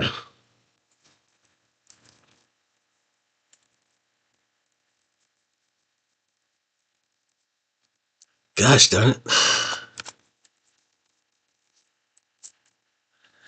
Yes, indeed. It was Creed 3 co-star. Yes, indeed. Jonathan Majors. Why the hell I forgot Jonathan Majors? Anyway, sorry about that, ladies and gentlemen. Again, caught in the middle of things. It was Jonathan Majors, ladies and gentlemen. Yes, I had to get the name. Yeah, he batted away, and then all of a sudden he accused them of being a competition. There is no competition. These are men having a great, doing a great project, and they are winning. Men congratulate each other when they win. That's one thing. Now again, you get some catty stuff, but men understand. When you're on a winning vehicle, you sing when you're winning, and you're on a team. That's what team sports brings to you. But she never did get that in time because these two were deemed as corny back in the day. Let's continue. Number one, Batman and Batman, or should I? Oh no, can't say that. Superman and Superman. Superman and Superman. Sorry. Good luck with that. And how was it filming in Atlanta? It was amazing. I've done 4 or 5 films down here, shot a couple television shows, so Atlanta's a second home to me, and I love coming down here. Favorite restaurant here? Oh, man. Whatever hotel I'm in, their restaurant. Well, you're not corny anymore.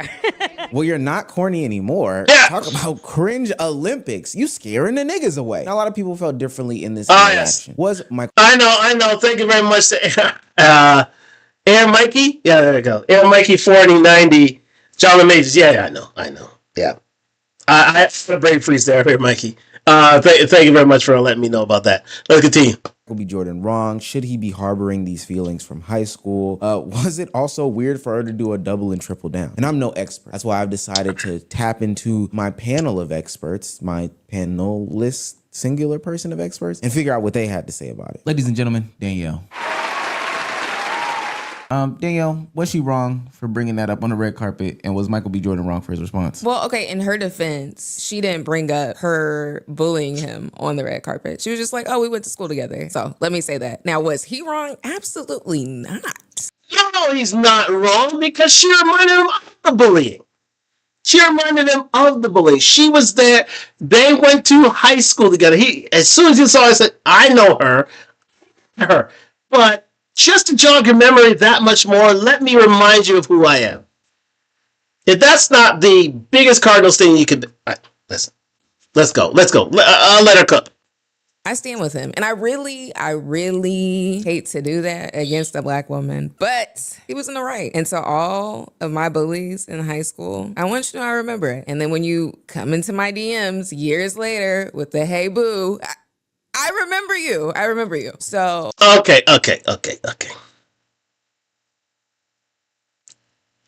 Okay. Listen. We'll shine a hole in the ground if it feels good, but something tells me that's slightly far-fetched, but we're gonna let it go.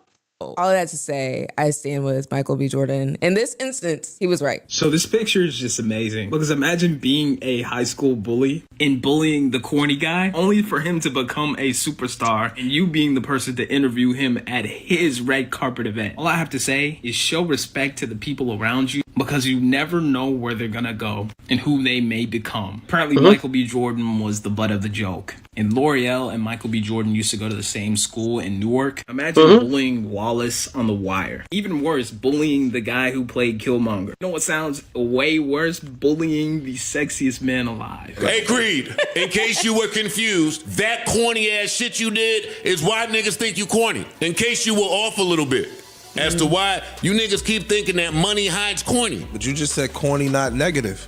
I don't. You see what I'm saying? Like, you just said corny is not negative. You said, I don't think it's negative. What Roy said? So why you saying it's corny? Because it's your perception of the word. I'm telling you about mine. I'm telling you my perception of that word. As another nigga they've called corny his whole career is not that. You don't think that there's like a limitation as to how long? I don't know what the hell Joe Budden was talking about in that sequence. I really don't know. I think he got the wrong head of the horse, quite simply. Let's continue. that somebody can harbor feelings for somebody, like a bully? No. No. Also, I feel like I could personally be a professional grudge holder. And I feel like grudge is almost too strong. I just have a good memory. That's all that is. Why wouldn't I bring it up? What about the public embarrassment aspect? Now, she did it on her podcast, her publicly syndicated radio show. Wait, she did what? Like, that's where they made the initial comments about him being corny, and then her saying that we used to tease him all the time because he wasn't no Michael Jordan. That's on her. Now, if you're gonna do that in public, that's on you. That's right. It is on you, isn't it? The fact that you say you didn't call it corny, but there's proof out there that you did say that. You said it on your own.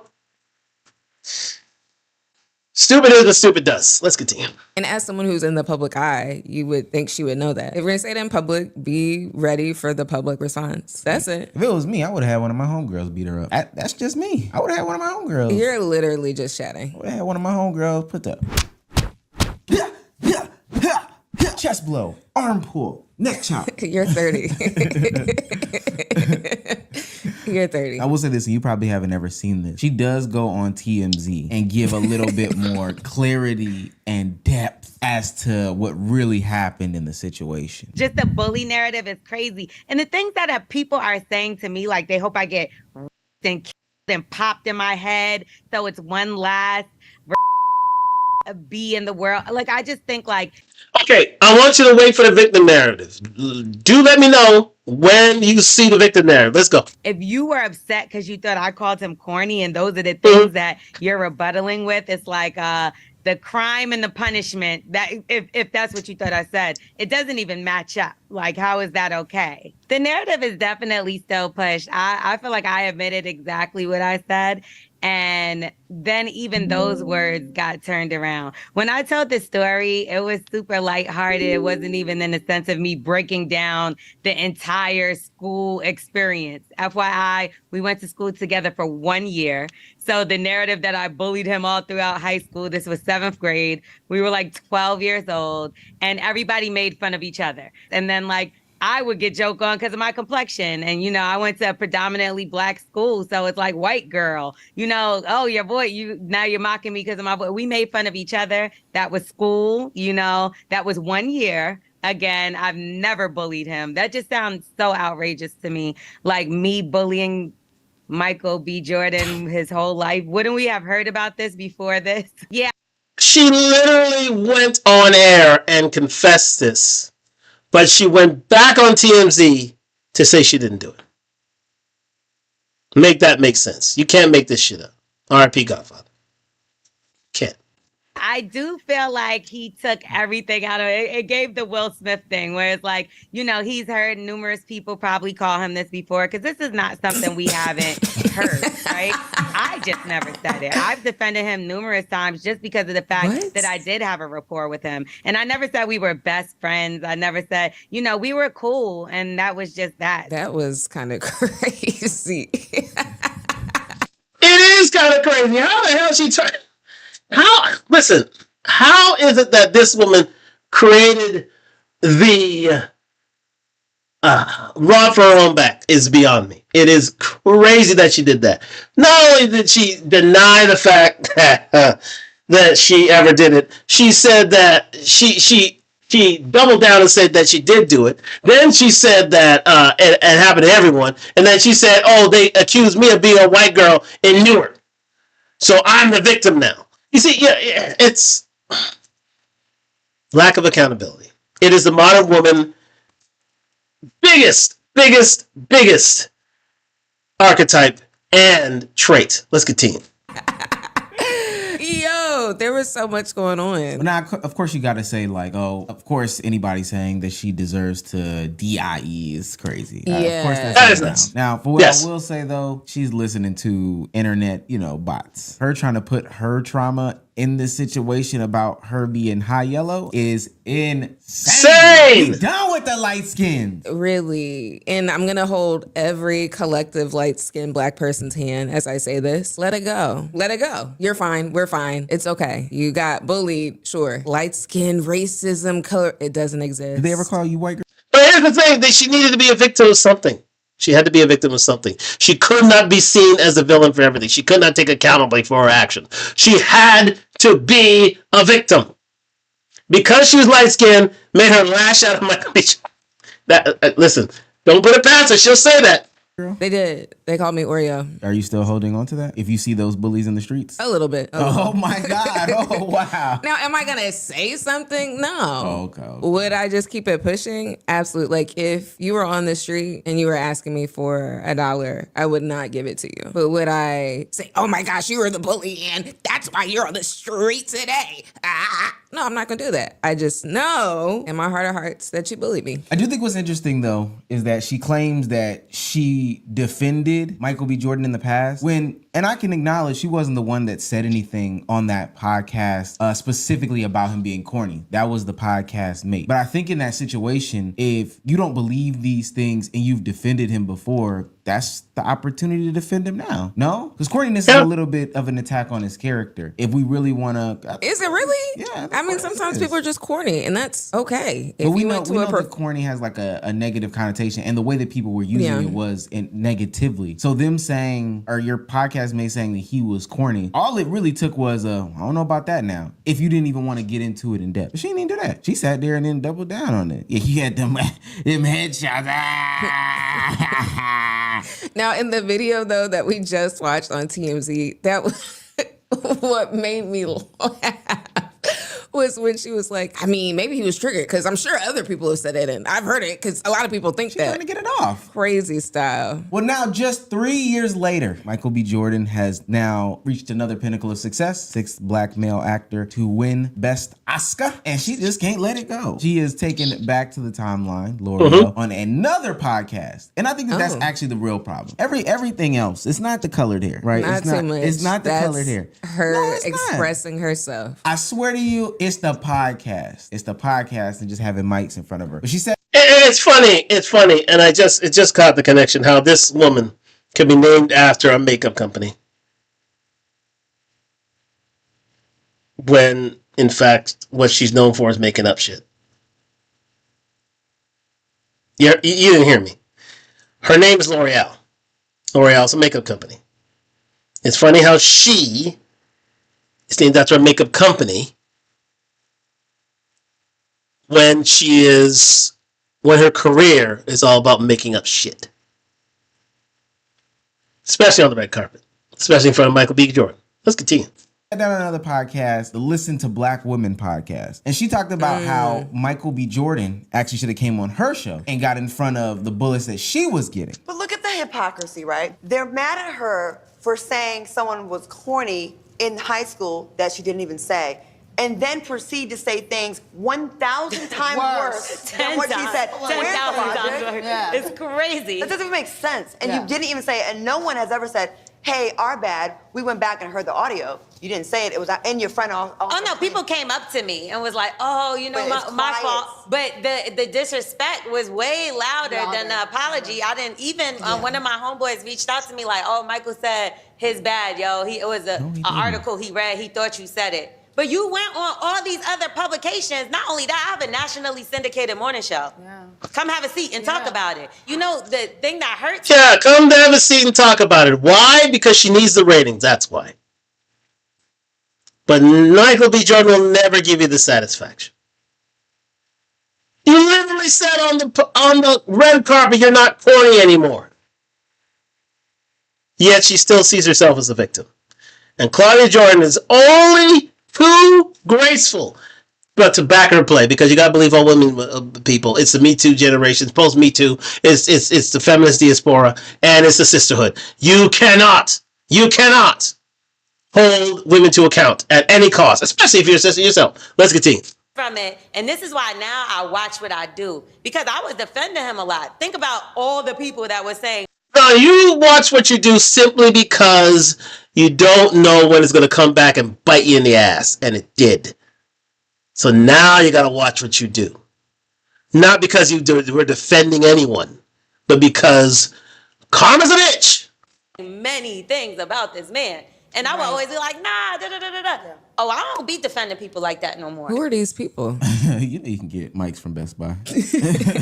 And you can get them uncomfortable ass chairs from Ross because that shit look crazy. Hold on now, because I like to pick up a few items from Ross. I think there's some lies in there. Nobody that's close to Michael B. Jordan then called you and said, "Yo, Mike, apologize." His people reached out to her people. No, that's cap. And I don't agree with the concept that he owes you a sit down because the internet ran with the narrative of, or not even the narrative. The internet interneted. The internet did what the internet does. He owes you a sit down to step in front of bullets now, that he doesn't know are being made. Okay, right now I'm of the opinion that she bullied that man, she got called out, and this is the cleanup. But let's say if this was all just a misunderstanding, it was really somebody else, he would owe her an apology and a sit down publicly. He would, because the vitriol started off of the corny kid, right? It did start there. This is a high expectation of somebody who doesn't know what's going on. Like he doesn't know her DMs are. We gotta raise the bar. We gotta raise the bar. Did she call him and say, "Hey, my DMs are flooded with I got a DIE"? Stop it. Let's stop it. We don't know. Let's stop it. No, we know. We know. Okay. Yeah. We know. Apparently they were cool, but they weren't cool. And they were only 12. In 7th grade. In 7th grade. Okay, again, full frontal cortex, not fully formed. These guys are going to teach each other, going to rib each other. They're kids, but, you know, they don't get the long term about, you know, being a good person because she's from Newark. Back in a minute on Talk Live on IG. Thank you very much for joining me here on Talk Live on IG and YouTube, man. We're into the third hour of this thing, but you know what? I'm going to keep going. Why? Because this is this important to continue, ladies and gentlemen. And why is this live taking? There we go. Bang. Yes, we're back into the third hour here on Talk Live on IG and YouTube. Like, subscribe, comment on the road to 1,000 subscribers. Let's get into it, ladies and gentlemen. Yes, Michael B. Yeah. So we just continue to talk about this lady here who clearly has, there's no need to go on a radio talk show, even if she's getting the hate that she is. Now, we don't want her to get that hate, Lord knows, but she should be, critiqued for her bad attitude. Now, again, it was 12 years old, but these lessons have to be learned. And for her to deny said things even into her 30s, not taking accountability, I think that is the main point that we're taking away from here. And not anything else. Let's continue. Is that right? 12 and 7th grade? Maybe. 13, 14 years, something like that. Honestly, there's a lot of cap in there. And the last thing that I will say is the whole concept of like, I'm not going to defend people anymore. I'm scared of you. I'm a little bit scared of you. I feel like that's a valid response. I don't think it's a valid response. I'm not saying it's right or wrong. I'm saying I do get it. I'm defending this person and all of a sudden I'm being attacked because of this person. Your defense of a person shouldn't be about the theoretical if something will happen to me with this person in the future. Like if I've done right, wrong, or if I've done right or if I've done good or whatever the case may be, and people are saying bad things about me, and you know that I've done good, you should defend me and not think to myself, maybe if Omar crosses my path in 15 years, will he defend me? You scarred bigger than the situation, I think. I honestly think. I disagree. That's gonna stop. Michael B. Jordan not coming on your platform is gonna stop you from defending Mother Mary from the church. Explain that. Disagree or agree with that? Let me know. Let's move it on. Extra burn. I don't think Michael B. Jordan was. She's been burned multiple times before in her life. Is she saying Michael B. Jordan the only person who burned her? No, that's what I'm saying. We don't know her past. This could have been the straw that breaks. Let's go to therapy, chat. Okay. Let's start going to therapy. Michael B. Jordan just won an Oscar, and that lady that called him corny, she on podcast talking with some other women, talking about how she didn't really call him corny. He should have retracted that. But my whole thing is she openly admitted to bullying, bro. When you openly disrespect somebody and they call you out on that shit and you get blowback from that, it's not up to that person to make things right with you. Being a disrespectful person, being a bully to somebody, all of that can catch up with you. And when it does catch up with you, you have to handle all of that yourself. Exactly. That's what's called accountability. Accountability is handling all that by yourself. It's all one word. All that he said right there is one word. Accountability. We've been saying that here for years. But the corny identifiers will never, ever be accountable. Why would they be accountable? They'll blame it on their youth. They'll blame it on racism. They'll blame it on Michael B. Jordan making the mistake. Michael B. Jordan not coming on her podcast and sitting down and breaking bread. Oh, they'll blame all that except where the blame should truly be placed, and that is on her shoulders. But pressure is made for shoulders, not for hips, and she don't have any shoulders, ladies and gentlemen. She has hips, shoulders. Let's continue. Why are you looking at Michael B. Jordan and trying to save you for some bullshit that you did? Just because you apologize to somebody doesn't mean they gotta rock with you. Doesn't mean they have to accept it. Doesn't mean they have to do anything in your favor. That's on you. Calling somebody corny or not is semantics. She says she bullied, bro. She said they all did. So he caught you. He's seen you. And he said he ain't rocking with you. You gotta handle that. You can't say whatever the fuck you want and think that there won't be consequences behind that. You gotta live with that. You gotta eat that. I think that. And that's right. You gotta take the L. You gotta take the big old L here. This way. This way. You gotta take the L. There it is. You gotta take the L. You put yourself in the spot. No, only young. You put yourself in the spot. Now again, do you deserve the death threats? No, you do not deserve that. But what you do deserve is the comeuppance. No, you look up that word, what comeuppance means. What redemption means. It's basically the same thing. You deserve whatever you put out in the world. It's called karma. You deserve it. You put out bad karma, it's going to come right back to you. You put out corny, corny's going to come back to you, slack you in the back and say, hey, remember me from back in the day? Yeah, that's what corny does. Corny is what corny does. So he's going to remind you that you call him corny. And he has a right to remind you to call you corny. And you can backslide and do all these things. You can get on these podcasts and get with the sisterhood and the Me Too and the feminist echo chamber and have them say, we support you and never break code. But at the end of the day, you're at his production. You're at his behest. Because you could have been ushered out of that whole proceeding. But he chose not to. Why? Because I wouldn't say revenge. I would say karma is a dish best served cold. Let's continue. That is another thing that I have issue with. Everybody believes that, like, if I give some sort of apology, then it shouldn't matter. If I give now we know that these two are dating because you can't be touching him like that. You can't do that. You be touching him. He be chopping you in your neck and your shoulder, and you be touching his forehead. No. Clearly, you guys are either married or you are enjoying intimate relations. Let's continue. Some sort of, hey, I did do this wrong thing in the past, and I'm sorry. That everybody should just give you some sort of forgiveness or grace or whatever the case may be. To be quite honest with you, you lucky Michael B. Jordan even stopped on the red carpet to speak to you, to even have that bit of viral moment to where you can be on these different podcasts and different stuff like that today. I'm getting exactly. You're getting paid off him paying you attention. He could have easily brushed you by and you would have never had this sort of light. You would have never been on TMZ. You would have never been on that over 50 Over the Hill Gang podcast. You would have never been on any of those things if Michael B. Jordan didn't give you the time of day. That was his gift to you. I'm going to shame you, but you're going to eat off this. You will eat. You will eat. And that is my gift to you. The gift is full. It's the gift and the curse. The curse is, the guy you call corny is come back to haunt you. But the gift is, you get to live off this. So he's giving you a gift. L'Oreal. He's giving you a gift. Make up with it as you will. I love that little pun. Let's go.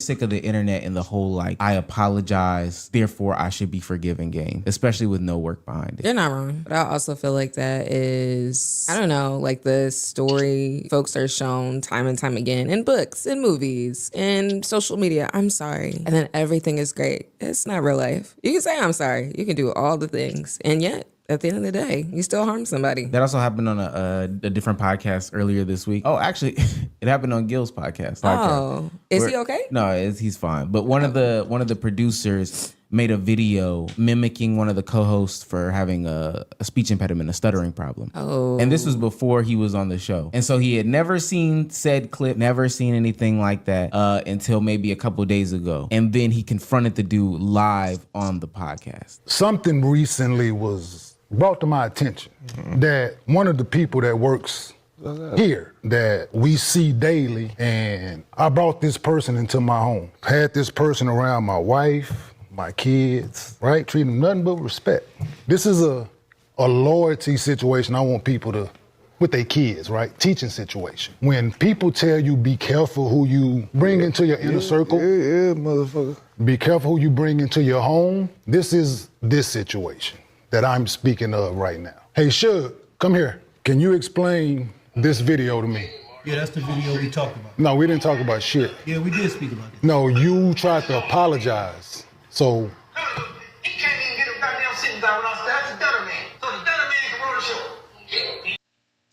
if you did not hear that, this was on Gil's podcast. You can look it up right now. Now, this again, this is what's going viral right now. But again, another teachable moment here.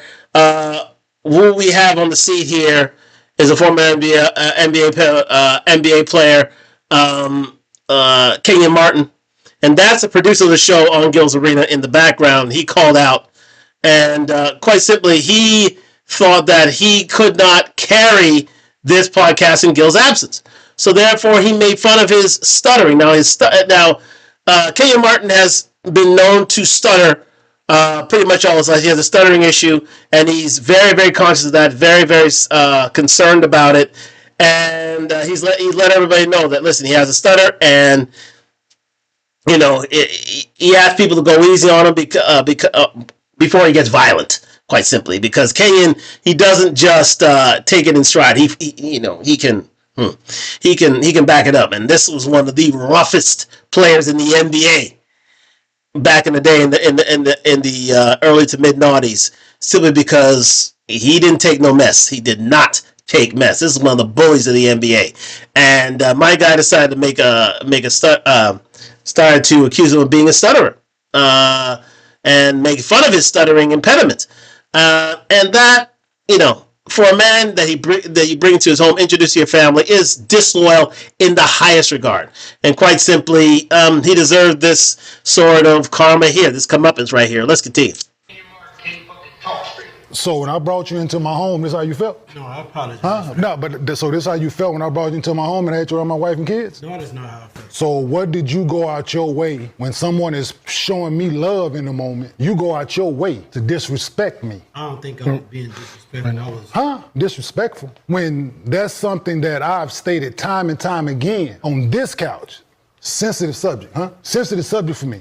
Right? I drew a line in the sand a long time ago with this. There's no apology ever that, as an adult, that I will accept for this. And so because believe me, he get angry. Let's continue. There's like this air on social media that like, yo, he apologized, she apologized, we should be able to get over it. But that's not how that works. And especially in that Michael B. Jordan situation where now she's basically clout chasing, because I'm gonna call it clout chasing. He should come on the show. Girl, you're not sorry, you want an opportunity. Like, that's 100% what it is. He just so happened to be the one who broke up out of the system, made it, or, you know, whatever the case may be. And now you want him to give you some shine off of you being familiar with him from back in the day. Which is the most innocent thing you could do.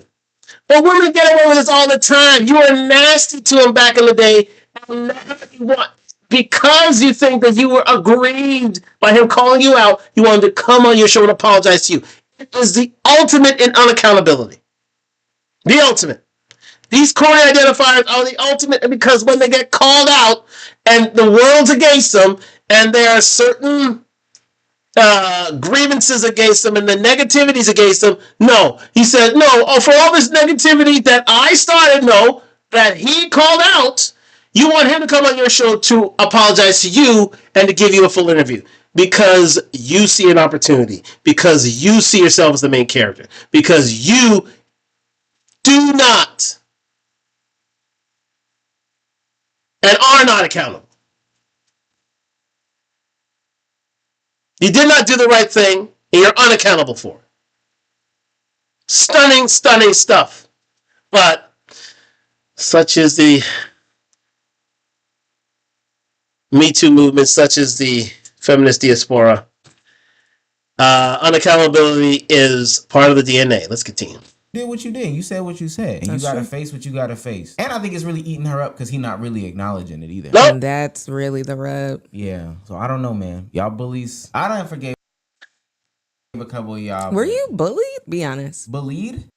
No, I don't think he was, anyways. But thank you very much to the one and only Meezy. Dude, wonderful thing you see. It's 137,000 subscribers.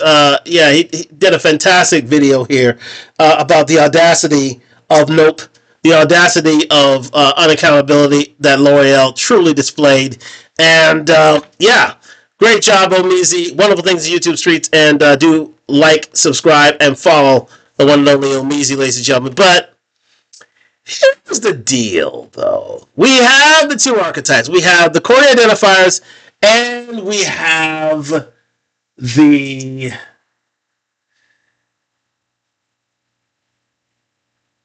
pearl jumpers, the green on the other siders. We have the ladies who truly fumbled the bag when it came to the men that they were dealing with. We have those two ladies on the. We have the women on the finish line and the corny identifiers.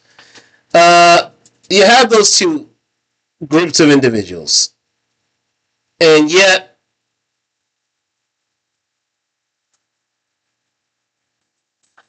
the finish line is the corner identifiers, and all these make up part of the female diaspora. Goes without saying, but what is a man to do when given that opportunity? He is shaking off those ladies who call him corny. He's shaking off.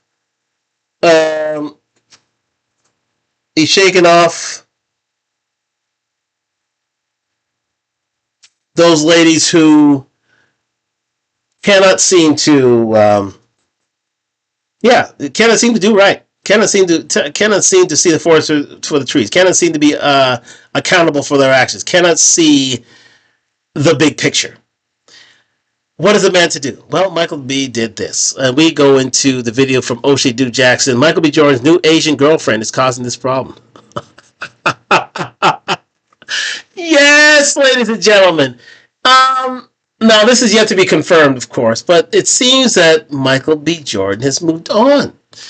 And who better to move on with that'll anger and absolutely anger the African diaspora woman than getting with someone else? You see, one thing that black men can do once they are one with their craft, one with their passions, one with their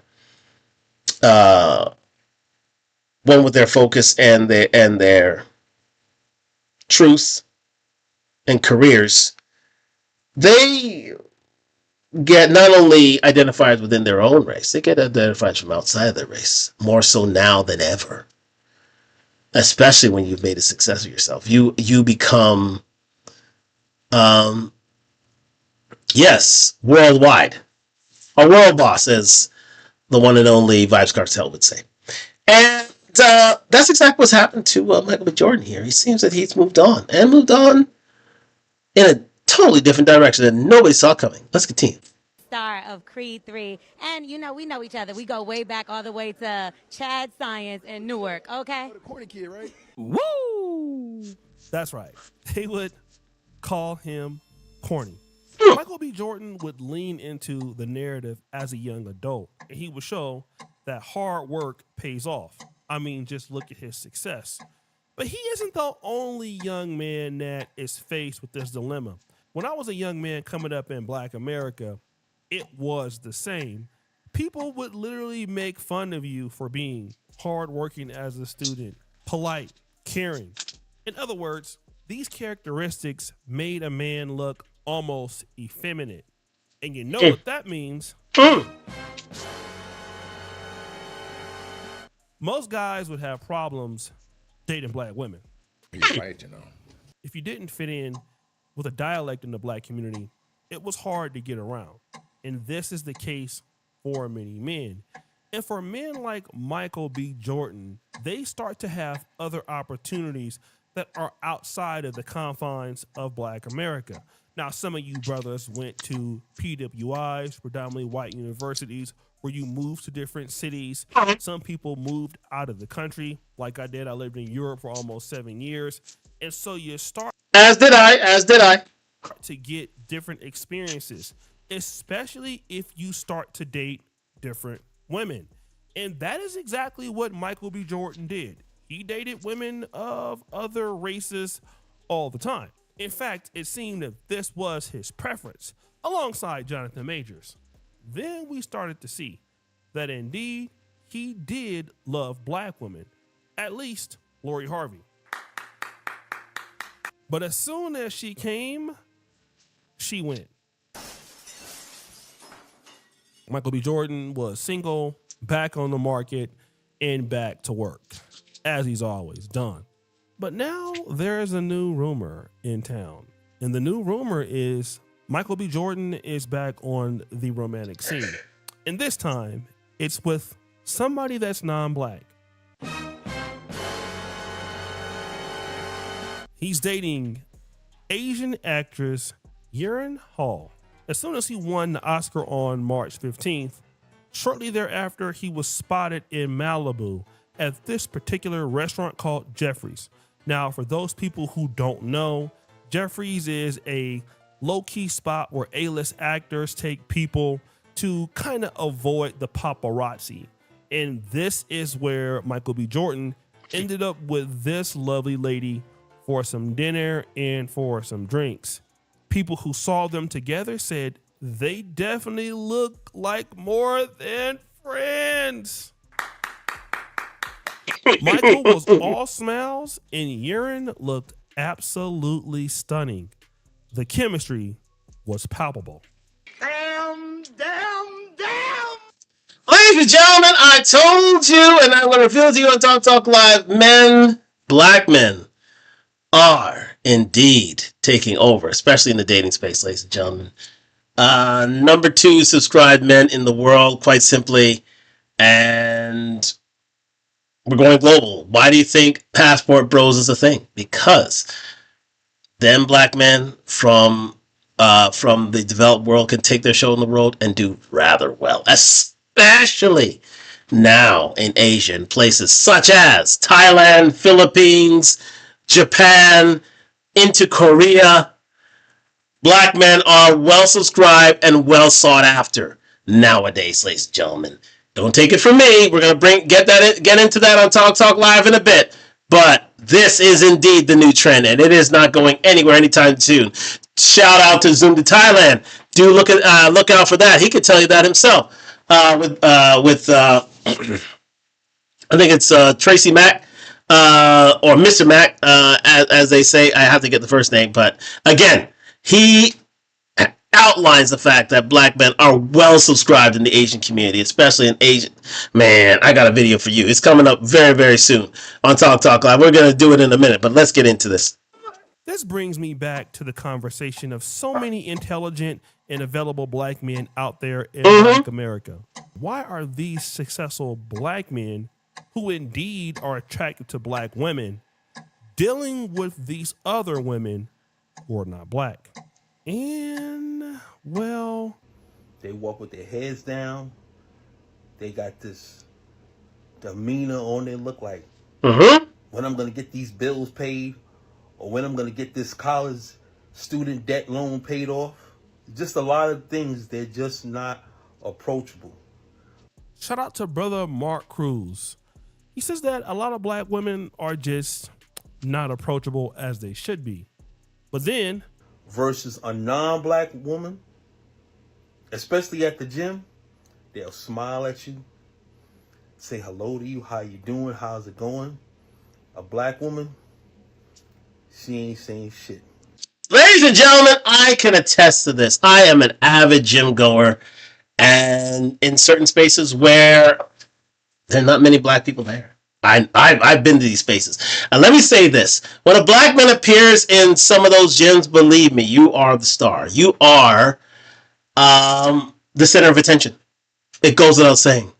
And what you're going to find there, for the most part, are fit, feminine, friendly, cooperative, and submissive women. You're going to find high-value women, for the most part, two-parent households, ready to take you in. Now, again, can you be fetishized?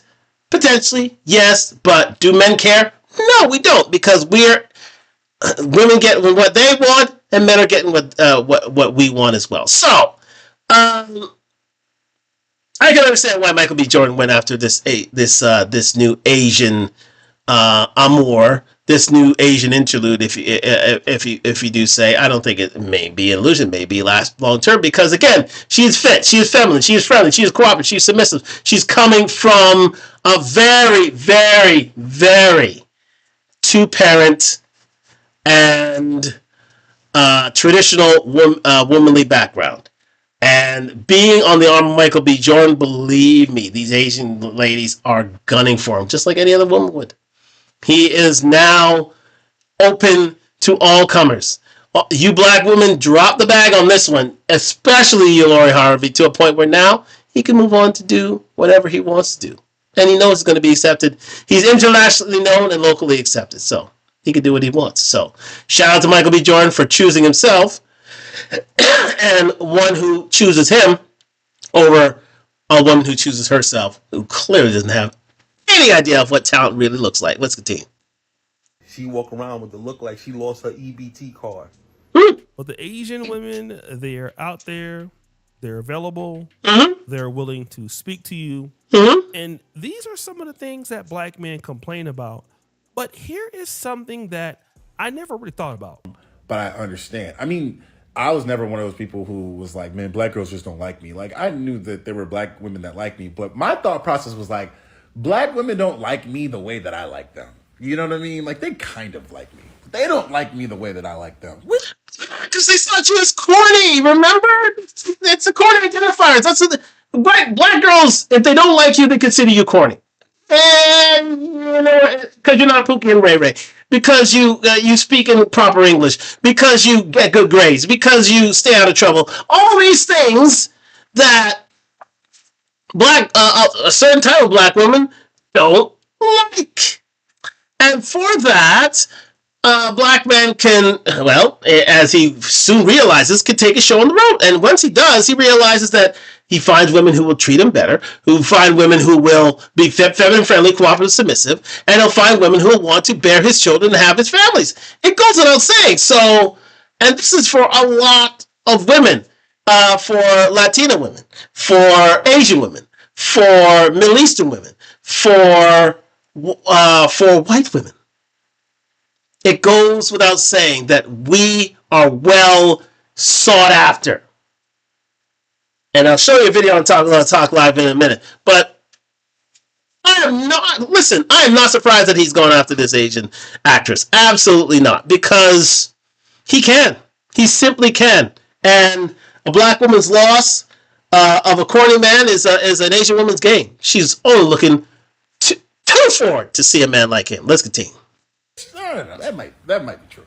Now, this brother is obviously a man that I would feel like is educated. And he says that, hey, there are certain black women that like him, and he definitely loves black women. But the problem is that the black women that he likes don't like him as much. However, the reciprocity is different when you deal with other races.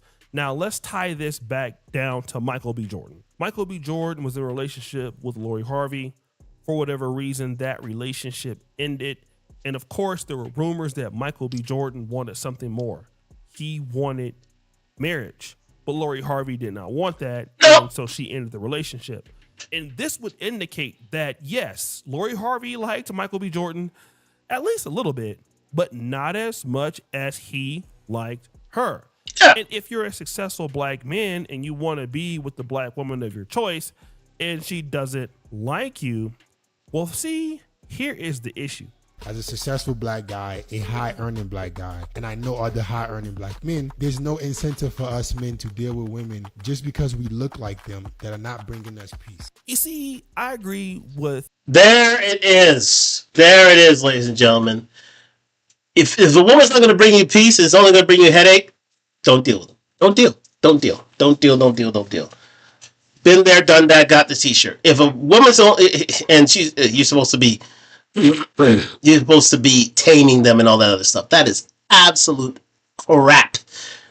You shouldn't have to govern her behavior. She should know how to deal with you on a human, on a equal footing basis. And quite simply, if she's going to get out of line and get out of hand and have an attitude with you and see you as and battle you every time you come home, leave her. Leave her. You deserve your pieces as men.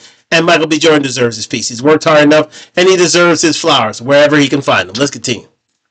This particular notion, because a lot of black men in today's world are not going to give black women the first right of refusal. No. Just because I'm black and we are the same race or the same culture, it doesn't mean that I'm going to basically stick with the black community if I have optionality. Skinfolk ain't kinfolk, ladies and gentlemen. O'Shea's right. Skinfolk ain't kinfolk. If you can find a better deal elsewhere, go and do it. Kevin Samuels said it himself. If you can find a better deal outside of your race, go and do it. It's about going where it's celebrated, not tolerated. Let's continue. And when you're somebody like Michael B. Jordan, when you're dealing with a lot of people in Hollywood, you're dealing with people in Malibu, high-level people, a lot of your friends won't be black. You're going to be malleable when you're dealing with other communities. And that's what Michael B. Jordan is. He is malleable. He can deal with white women. He can deal with white friends, Jewish friends, and Asian women in dating. And so if Lori Harvey doesn't want to reciprocate, it's very easy for him to find somebody who wants to reciprocate. And this is exactly what's happening with black men who are successful. Many black men love black women. I want sisters to understand this. It's not that black men don't want black women or don't want to be with black women or don't find black women attractive. It's just that sometimes when you're a certain type of black man, and I really mean this as a guy that went to undergrad and majored in biology, as a black man that went to medical school, I have to really bring out the Pookie side of me for certain sisters to really appreciate me. And that's the God's honest truth. Now, I definitely suffer from Pookie-itis. Got him. But if I don't dig into Pookie-itis, it might be a little difficult for me. It's true. It's true. You need to have a level of street cred. He says Pookie-itis. Okay, O'Shea. You got to have a level of street cred to be respected, if not accepted by a black woman. It goes without saying. For a black man to be a nerd, he can't really be with a black woman unless she's accepts him on his level, unless she's a nerd herself. Most black women want a man who's going to be, how should I say, bedroom bully, who is a CEO, who has street cred. All these things have to appeal to a black woman. And he's got to be over 6 feet in the rule of 6. Got to be all these things. That's why a lot of these women stay alone, because at the end of the day, even though this man has a great job, even though he is successful, the fact of the matter is he doesn't have any street cred. If he doesn't have street cred, she's out. This is the only group of women who will rule a man out simply because, number one, his looks, number two, his job, number three, his lack of street cred. You've got to have it all as a black man. You really, really, really, really do if you're going to be well subscribed with the community. It's a shame. It's an absolute shame, because 54% of black men are single and childless, 61% of the middle class. A lot of those guys are nerds, okay? But black women aren't going to accept them. So, all right, fine. Be the most, be the least married and most divorced. Please do. Please. Because if that is going to be your temperament and your criteria for mate for life, at the end of the day, you deserve yourself. And no man is going to come save you. Because they're already moving on, and other women are starting to accept us. Remember, black men used to be married to black women at an 83% rate. That's gone down to 79%. And it's only getting lower as time goes on. Why? Because other women are starting to study us, realize we're great fathers, realize we're great providers, realize 96% of us are out of jail and are self-sustaining, tax-paying citizens. And if you don't want to accept us, other women will, because believe me, the word is getting around that we are great catches. And it's been like that for at least a good 10 to 20 years. Let's continue. What for certain brothers. You see, just being a good-looking black man or a black man with a lot of money or a black man with a lot of opportunity, that may get you in the door, but certainly it won't keep you. And a lot of sisters, even though they're successful, they may not be used to seeing a successful black American man or African American man that they can relate to because maybe they haven't seen it when they were coming up. Now, sure, somebody like Lori Harvey could, but the reality is, if Lori Harvey is not going to treat him right, somebody else will treat him right, which brings to the larger discussion this. I'm not trying to be a hater because we don't know the full situation, but Lori Harvey really fumbled Michael B. Jordan. Remember her? Yeah, she's reminding her what she did. Like I said, we don't know the situation. I don't know that either of them. It might have been bad. Who knows? But if the rumors are true, she really fumbled. Every video I see of him around women, he's so polite. He's so lovely. If I had Michael B. Jordan, trust, you would never hear a word from me again. Okay? You would never hear a complaint. Period. Oh, that's how women should be. The less they hear from you, the better they are. It's true. It's true. The less they say, the more attractive they are. I think that's a Spanish saying. But she's saying, oh my God. She's preaching to the choir here, ladies and gentlemen. She is indeed. Shout out to her. Did Lori Harvey fumble the bag? Now, it's easy to say that now, but maybe she didn't. I mean, there is some possibility with Damson Idris. She's still relatively young. She could find somebody else. But a lot of black women do fumble the bag. And it's because the men that they just dislike end up getting picked off by somebody else of another community who can appreciate that if you're a focused black man like Michael B. Jordan, you're going to be a little bit boring. And this is an issue that I think certain black women have. Boring, aka corny. Remember that. Remember. When you're dealing with a man who is a builder. A man who is a builder. Ladies, listen to me when I say this. Stop the show. A man who is a builder is not exciting. He's working a lot every day with the routine, a lot of focus. Now, it doesn't mean that you can't have fun, but yes, that man is going to be tied up in his work. And ladies and gentlemen, Kevin Samuels said it right. The first love of a man is his purpose. It's not his woman, it's his purpose. It's who he needs to be. Because without that, love is conditional. Either you protect or provide or you're out of there. So your man's first love has got to be his purpose.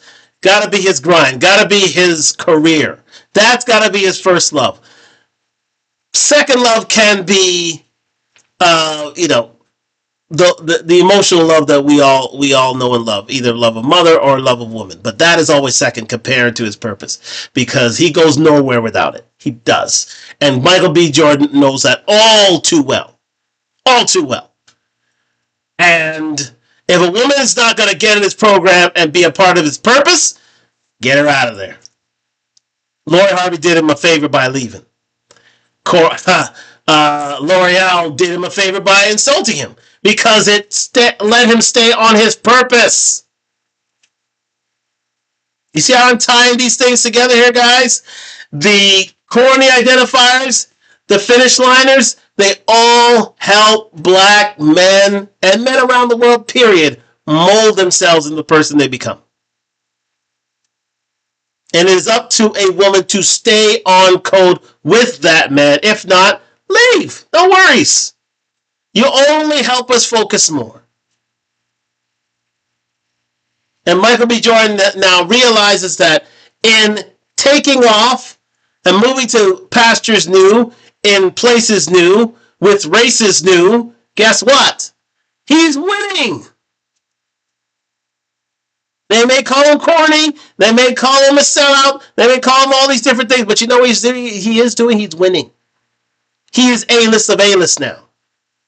Lori Harvey realized that. Even the black woman had to tell him. She had to break code and say, you know what? You fumbled. You fumbled the bag. And quite simply, you're deserving of all this, well, criticism for your bad decisions based on emotions and the fact that you think that you're the main character in any goddamn sequence when you have very little talent to speak of. Let's continue. That is not necessarily romantic. It's not necessarily a relationship that you feel has a lot of intimacy. And of course, that relationship may come with some sacrifices on your end. And a lot of sisters, if they have not seen that man coming up, it could be a problem. On the contrast, a lot of non-black women have seen some of their fathers go through this, especially whites, Asians. They can understand that being with a man that's a builder require the sacrifices, and maybe they can fit into this a little bit better. And for these black men who are talented and who want a black woman, and if a black woman cannot understand this kind of man, then they are going to struggle keeping said man, because this man will have optionality because of his hard work. Being a hard work, it does pay off. And it pays off a lot, to be honest. This is something that people don't want to give credit to, but it does. And these men start to compound as they get older. And then once they get to where they're going, they'll get with a lady who understands the process, somebody in the field like, Michael B. Jordan and this young lady here, whose name is Yaren Ha. And if this really came out to be public and it was long term, black women don't have anybody to blame. They can't say that he sold out. I mean, he gave Lori Harvey the chance. And it doesn't mean that he doesn't like black women if he decides to do something different. It just means that somebody else likes him more. Woo! Ladies and gentlemen, well done to Osei Jackson and revealing who this new Asian girlfriend is for Michael B. Jordan. But let's have a chat to end the show. Let's have a chat to end this show, ladies and gentlemen. Here's the deal. Here is the wonderful deal here. Yeah. Shout out to Michael B. Jordan, first of all. I believe he is the new torchbearer for black men in the entertainment industry now that it's been passed off from Denzel Washington. I think he is an actor beyond reproach. Will Smith was going to be that, but he fumbled that, unfortunately, due to Lord Sith Jada. Anyway, but let's call a spade here. Michael B. Jordan has been called corny, and he has been let go simply because he wasn't good enough. So guess what he's going to do? He is going to double down. He is going to focus on craft. He is going to do his utmost to make sure that he is ready for the big time. And guess what? He is. He is now. He is an A-list of A-list actors. He can call his own shots. He can mold his own career and the career of many others. He is now an industry. He is now a corporation unto himself. Now, the fact of the matter is, what happens to these ladies who are left by the wayside? Well, they fade into anonymity. They realize that karma came to get them, and they realize that they fumbled the bag. The finish liners, the corny identifiers, these ladies are now annals of history. They will be left in the dusty dust while a man is at the summit, shining bright like a diamond, as Rihanna would say. And if he so chooses to get a woman who's on code, who is fit, feminine, friendly, cooperative, submissive, as Kevin Samuels would say, so be it. Be it in a melanin skin tone or otherwise, gentlemen, because he did give you a chance. He gave you many chances. But you thwarted his advances because he wasn't a Pookie or Ray Ray. He spoke in proper English. He stayed hard with. He stayed down and focused on his craft. He became a taxpayer. He didn't get himself into trouble. He stayed out of drugs, stayed out of misery, stayed out of the perils of life. And he leveled up. Wow. Now he's on top. You want to be associated with him? You want to send texts to him?